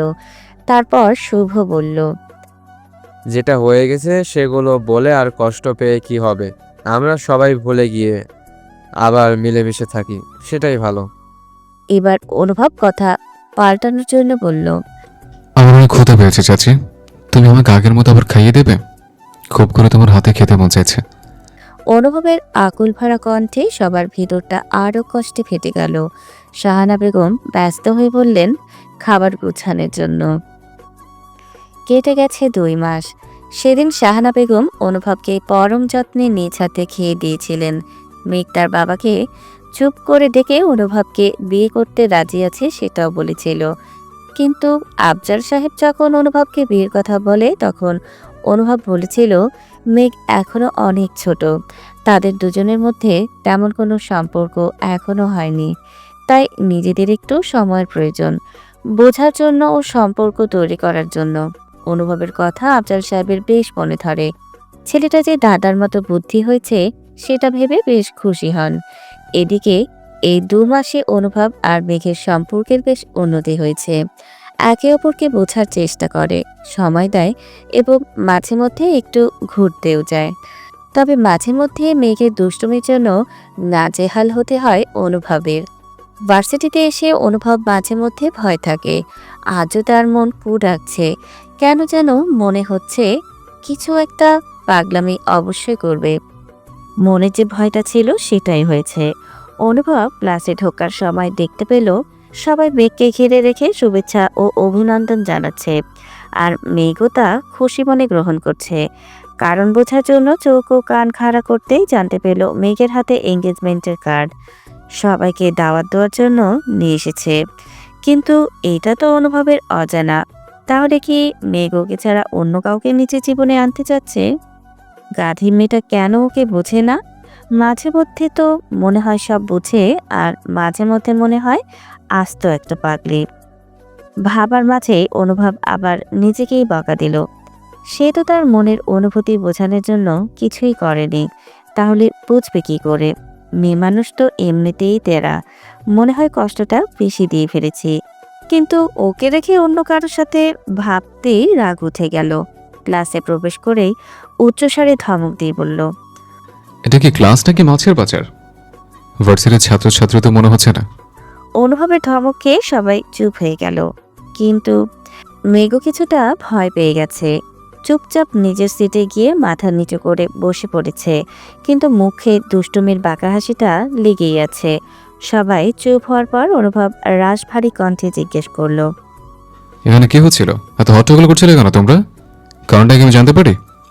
তখন হৃদয় নামের একটা ছেলে উঠে দাঁড়িয়ে বলতে লাগলো। ছেলেটার কথা শুনে অনুভবের রাগ আকাশ ছোঁয়া হয়ে গেল। নিজেকে স্বাভাবিক রাখার চেষ্টা করছে কিন্তু পারছে না। রাগে চোখ লাল হয়ে গেছে, কপালে রগ ফুলে উঠেছে। মেঘ অনুভবের এই চেহারা দেখে ভয় ঢোক গিলতে লাগলো। সাগর আর শিশির মুখ চেপে হাসি আটকাচ্ছে, আর দিয়া ভয়ে ঘেমে একাকার হয়ে গেছে। অনুভব রাগে চেহারা নিয়ে মেঘের সামনে এসে দাঁড়ালো। অনুভবের মন চাচ্ছে মেঘের গালে কষিয়ে 2টা থাপড় দিতে। এত সাহস কিভাবে হলো বুঝতে পারছে না। ও কি করে ভুলে গেছে দাদুর কথা? নিজেই তো মত দিয়েছিল, তবু কিভাবে কি? তাই বোঝার জন্য মেঘকে বলল। তুমি কি এঙ্গেজমেন্টের কার্ড নিয়ে এসছো? মেঘ আমতামতা করে বলল। জি এনেছি। অনুভব কি বলবে আর বুঝে উঠতে পারছে না। রাগ আরও বেড়ে গেছে, সাথে হারানোর ভয়ও। এবার অনুভবের চেহারা দেখে মেঘের অনেক ভয় লাগতে শুরু করেছে। বারবার গোপনে ভয়ে ঢোক গিলতে শুরু করেছে। হঠাৎ অনুভবের চোখ পড়ল মেঘের মুখের ওপর। মেঘ যে ওকে দেখে ভয় পাচ্ছে তা স্পষ্ট বুঝতে পারল। তারপর চোখ সরাতে গিয়ে আবার দেখলো সাগর আর শেষের মুখ চেপে হাসি আটকাচ্ছে। অনুভবের আর বুঝতে বাকি রইল না কোনো একটা খিচুড়ি পাকিয়েছে ওরা ওকে নাকানে চুবানি খাওয়াতে। রাগটা একটু হলেও কমে গেছে, কিন্তু রাগীর ভাব মুখে রেখেই মেঘকে উদ্দেশ্য করে বলতে লাগলো। তোমার এঙ্গেজমেন্টের দাওয়াত কার্ড আমাকে দেবে না? আমিও যেতে চাই। দেখি কত বড় কলেজের মানুষ তোমাকে আংটি পড়ায়, তাও আমার সামনে। মেঘ বুঝতে পারলো এটা কোনো কথা না, এটা হলো হুমকি বার্তা। মেঘ ভয়ে ঠোক গিলতে গিলতে বলল, আসলে আর বলতে পারলাম না তার আগে অনুভব হাত বাড়িয়ে কার্ডের জন্য অপেক্ষা করছে। মেঘ কাঁপা কাঁপা হাতে একটা কার্ড অনুভবের দিকে এগিয়ে দিল। অনুভব কার্ডটা নিয়ে চোখ বোলাতে যেয়ে চোখ কপালে উঠে গেল। কি রিয়াকশন দেবে ভেবে পাচ্ছে না। থেকে থেকে বড় বড় করে নিঃশ্বাস নিল। তারপর বলল, এখন এই ক্লাস থেকে বের হয়ে আমার কেবিনে যাও, ওখানে গিয়ে আমার জন্য অপেক্ষা করো, আমি আসছি। মেঘ কোনো কথা বাড়ালো না, চুপ করে বের হয়ে গেল। অনুভব অনেক কষ্টে ক্লাসটা নিয়ে বের হয়ে তার কেবিনে প্রবেশ করলো। দেখলো মেঘ মাথা নিচু করে দাঁড়িয়ে আছে। মেঘের মাথা নিচু করে দাঁড়িয়ে থাকা দেখে অনুভবের বুকে ব্যথা শুরু হলো। একটু বেশি করে ফেলেছে মনে হলো। কোনো কিছু না ভেবেই মেঘকে নিজের বুকের মাঝখানে জড়িয়ে নিল। অনুভবের এহেন কাজে মেঘ তো পুরাই অবাক। প্রথমবার মানুষটা তাকে নিজের সাথে জড়িয়ে নিয়েছে, তবুও তার নিজ ইচ্ছাতে। মেঘেরও বুকের হৃদস্পন্দন অনেক বেড়ে গেছে। না চাইতে যদি মূল্যবান কিছু পেয়ে যায়, তার খুশি বা ইচ্ছে জাহির করা যায় না। মেঘেরও হয়েছে তেমনই। বেশ কিছু সময় ওভাবে থেকে অনুভব মেঘকে ছেড়ে ওর দুহাত নিয়ে মেঘের মুখে রেখে বলতে লাগলো, জানো কতটা রাগ হয়েছিল তোমার পাগলামি কথাবার্তা শুনে? ইচ্ছে করে আমাকে রাখিয়ে দাও। দিয়ার এঙ্গেজমেন্টের কার্ড নিয়ে নিজের নামে মজা করা, এটা কেমন কথা? আমার তো মনে হচ্ছিল আমি তোমাকে হারিয়ে ফেলছি। তুমি অন্য কাউকে মনে জায়গা দিয়েছ। আমার জন্য তোমার মনে কিছুই নেই। আর কত নানান রকম চিন্তা মাথায় এসে ভর করেছিল, যা তোমাকে বলে বোঝাতে পারবো না। মেঘ কিছুটা জড়তা ও লজ্জা নিয়ে বলল, হারানোর ভয় মানে কি? আপনি কি আমায় পছন্দ করেন নাকি বোন বিয়ে দিতে খরচ করতে হবে সেই ভয় পাচ্ছেন? মেঘের প্রথম প্রশ্ন শুনে অবাক না হলেও তৃতীয় প্রশ্ন শুনে মাথায় হাত পড়েছে। পাগলি মেয়ে বলে কি? মাথার তার আসলেই ছেঁড়া। অনুভব নিজেকে কি বলে বুঝ দেবে ভেবে পায় না। মেঘের দিকে তাকাতে বুঝতে পারল তার সাথে মজা নিচ্ছে আর কিছু না। অনুভব বলল, যত বাদরামি আছে করে নাও, তোমার সময় শেষ হয়ে আসছে। চাচার সাথে এবার পাকা কথাটা সেরে ফেলবো। আমাকে নাকে দড়ি দিয়ে ঘোরাবে, তা আর চলবে না। মেঘ অনুভবের কথা বুঝতে পেরে দৌড় দিয়ে বাহিরে চলে গেল। আর অনুভব তা দেখে জোর জোরে হাসতে লাগলো। কার্ড খুলে যখন অনুভব দেখলো এটা দিয়ার এঙ্গেজমেন্টের কার্ড, তখনই রাগ পড়ে গিয়েছিল। কিন্তু মেঘের পাগলামিগুলো অনেক বেশি লাঙ্গাম ছাড়া হয়ে গেছে, তাই একটু টাইট দিতে অনুভব তখন অমন করেছে, যাতে পরবর্তীতে নিজেকে হার্ট অ্যাটাক থেকে বাঁচাতে পারে। ভার্সিটির শেষে অনুভব আজ আফজাল খানের সাথে দেখা করতে অফিসে চলে গিয়েছে। অফিসে যেতেই শুভর সাথে অনুভবের দেখা হয়। অনুভবকে দেখেই শুভ অনেক খুশি হয়, কারণ ব্যস্ততার কারণে অনেকদিন ধরে ওরা আড্ডা দিতে পারে না। তাছাড়া ইরার সাথে সামনে শুভর বিয়ে ঠিক হয়েছে, তাই বিয়ের আগে সব কাজগুলো গুছিয়ে নিচ্ছে যাতে সমস্যা না হয়। তাই অনুভব শুভকে দেখে মজা করে বলতে লাগলো, নতুন জামাই, দিনকাল কেমন যাচ্ছে? আমাদেরকে তো ভুলেই গেছেন। আপনার বোন তো আমাকে নাকানে চোখনে খাওয়াতে ভোলে না। অনুভবের কথা শুনে শুভ উচ্চস্বরে হেসে ফেলল। তারপর বলল, আমার বোনকে নিজের করে নে, দেখবি আর পাগলামি করবে না। অনুভব মুখে হাসি নিয়ে বলল, সেই ব্যবস্থাই করতে এসছে। সত্যি বলছি, তাহলে একদিনই দুটো বিয়ের দিন করে ফেললে তাহলে ভালো হবে, অনেক মজা হবে। আইডিয়াটা মন্দ নয়, চল চাচার সাথে দেখা করে সব ফাইনাল করি। তারপর শুভ আর অনুভব আফজাল খানের কেবিনে প্রবেশ করলো। আফজাল খান অনুভবকে দেখে বেশ খুশি হলো। প্রথমে ওরা কুশলাদি বিনিময় করলো, তারপর অনুভব বিয়ের কথাটা বলতে গিয়েও আমতামতা করতে লাগলো। অনুভবের এমন করতে দেখে শুভ নিজের হাসি আটকিয়ে রাখতে পারল না, ঠিক করে হেসে ফেলল। শুভর হাসি দেখে আফজাল খানও হেসে ফেলল। সেও অনুভবের মনোভাব বুঝতে পেরেছিল। দুজনের হাসি দেখে অনুভব ব্যাকগেলের মতো চেয়ে রইল, কারণ শুভর হাসির রহস্য সে বুঝলেও চাচার হাসির কারণ বুঝল না। অনুভবের এরূপ চেহারা দেখে আফজাল খান নিজেই বলতে লাগলো, আরে বেটা, তোর বয়স আমি অনেক আগেই পার করে এসেছি। এত আমতা করতে হবে না। কবে দিন তারিখ করতে চাচ্ছিস সেটা বল আগে। অনুভব কিছুটা লজ্জা পেল, তবুও বলল, বাবা তো সামনের সপ্তাহে জাপান থেকে আসছে। তুমি যদি রাজি থাকো তাহলে শুভ আর এরার বিয়ের দিনে আমাদের জন্য নির্ধারণ করতে পারো। একসাথে হলে ঝামেলা কম হবে। তাছাড়া বাবা তো সব দায়িত্ব তোমার উপরে দিয়ে রেখেছে। আফজাল সাহেব, কিছু ভাবলেন? তারপর বলবেন। ঠিক আছে, আমি ভাইয়ের সাথে কথা বলে নেব। তাহলে 2 সপ্তাহ পরেই এটা ফাইনাল। এ বলে কিভাবে কি করা যায় তার আলোচনা মোটামুটি শেষ করে নিল। রাতে আফজাল খান বাসায় ফিরে মেঘ ও তার মাকে সব জানালো। মেঘ বলল, এটা কেমন কথা? আমি তো তাহলে শুভ ভাইয়ের বিয়েতে কোনো মজাই করতে পারবো না। এটা আমি মানি না। ওই খবিশ বেটাকে আমি দেখে নিচ্ছি, দাঁড়াও। মেঘের কথা শুনে ওর বাবা আর মা হেসে ফেলল। তাদের হাসি দেখে মেঘের হুঁশ হলো ও কি বলে ফেলেছে। মেঘ লজ্জা পেয়ে দ্রুত নিজের ঘরে চলে গেল। তারপর কিছু সময় লজ্জা পেলেও তবু অনুভবকে কল দিল। অনুভব এত সময় যেন এই ফোনেরই অপেক্ষায় ছিল। অনুভব ফোন ধরে হ্যালো বলার আগেই মেঘ বলতে লাগলো, কি সমস্যা আপনার? আমার সুখ আপনার সয় না? আমি ভাইয়ের বিয়েতে কত মজা করব ভেবেছিলাম, আর আপনি তা নষ্ট করার জন্য উঠে পড়ে লেগেছেন। আগেই ডেট ফেলতেন, কিন্তু ওই দিনই কেন? অনুভব মেঘের কথা শুনে হাসতে হাসতে শেষ। পাগল কি সাথে বলে অনুভব মেঘকে লজ্জা দেওয়ার জন্য বলল, তাহলে কালকে বিয়ে করে ফেলি, তাহলে আর কোনো ঝামেলা থাকবে না। আমি তাতেও রাজি আছি, কিন্তু ওই দিন না। আমার কাছে আসার জন্য তোমার অত ব্যস্ততা তা আমি জানতাম না। ঠিক আছে, কালকে রেডি থেকো, এসে নিয়ে যাব। মেঘ বুঝতে পারল অনেক ভুলভাল কথা বলে ফেলেছে। নিজের মাথায় নিজেই চাটি মারল। তারপর বলল, আমি তা বলিনি। আর একটা কথা, আমি তো আপনাকে বিয়ে করব না। অনুভব বাঁকা হেসে বলল, ভেবে বলছো তো?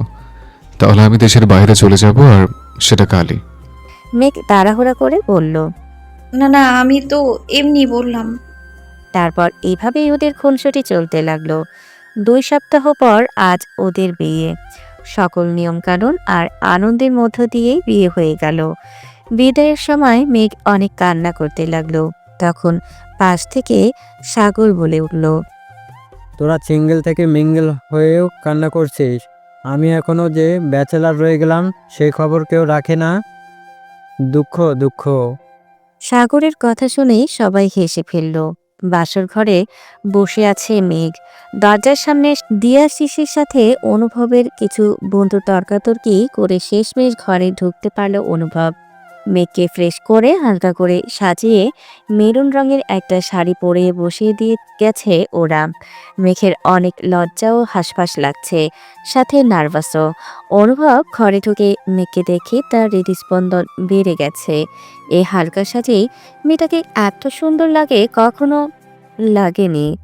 দেখে মনে হচ্ছে কোনো রাজ্যের মায়াপরী। মেঘের নার্ভাসও তার চোখ এড়ালো না, তাই মেঘের কাছে বসে বলতে লাগলো, দেখো মেঘ, আমাদের সম্পর্ক আর 10 জনের মতো নয়। আমি জানি তোমার মনে আমার জন্য জায়গা তৈরি হয়েছে, কিন্তু এখনো পরিপূর্ণভাবে আমার কাছে আসার জন্য তোমার সময় লাগবে। আমি সেই পর্যন্ত অপেক্ষা করব আর তোমাকে সাহায্য করব আমাদের সম্পর্কে এগিয়ে নিতে। তুমি কি এতে রাজি? মেঘ মাথা নেড়ে হ্যাঁ বোঝালো। তারপর অনুভব আবার বলল, এই রাতটাকে বিশেষ বানাতে চলো, আমরা বারান্দায় গিয়ে বসি। তারপর দুজনে বারান্দায় গিয়ে বসলো। মেঘ বলল, আপনার মনে আমার জন্য জায়গা কতটুকু তা বলবেন না? অনুভব মৃদু হেসে একটা গান গাইতে লাগলো। मिले हो तुम हमको बड़े नसीबों से, चुराया मैंने किस्मत की लकीरों से। मिले हो तुम हमको बड़े नसीबों से, चुराया मैंने किस्मत की लकीरों से। तेरी मोहब्बत से सांसें मिली है, सदा रहना दिल में करीब होके। এভাবেই তাদের ভালোবাসার পথ চলা শুরু হলো। গল্পটা কেমন হলো সবাই কমেন্টে জানাবেন কিন্তু। আর পরবর্তী গল্পের জন্য অপেক্ষা করবেন, খুব তাড়াতাড়ি আসবে নতুন কোনো গল্প। এই অবধি আমাদের পাশেই থাকবেন। ধন্যবাদ।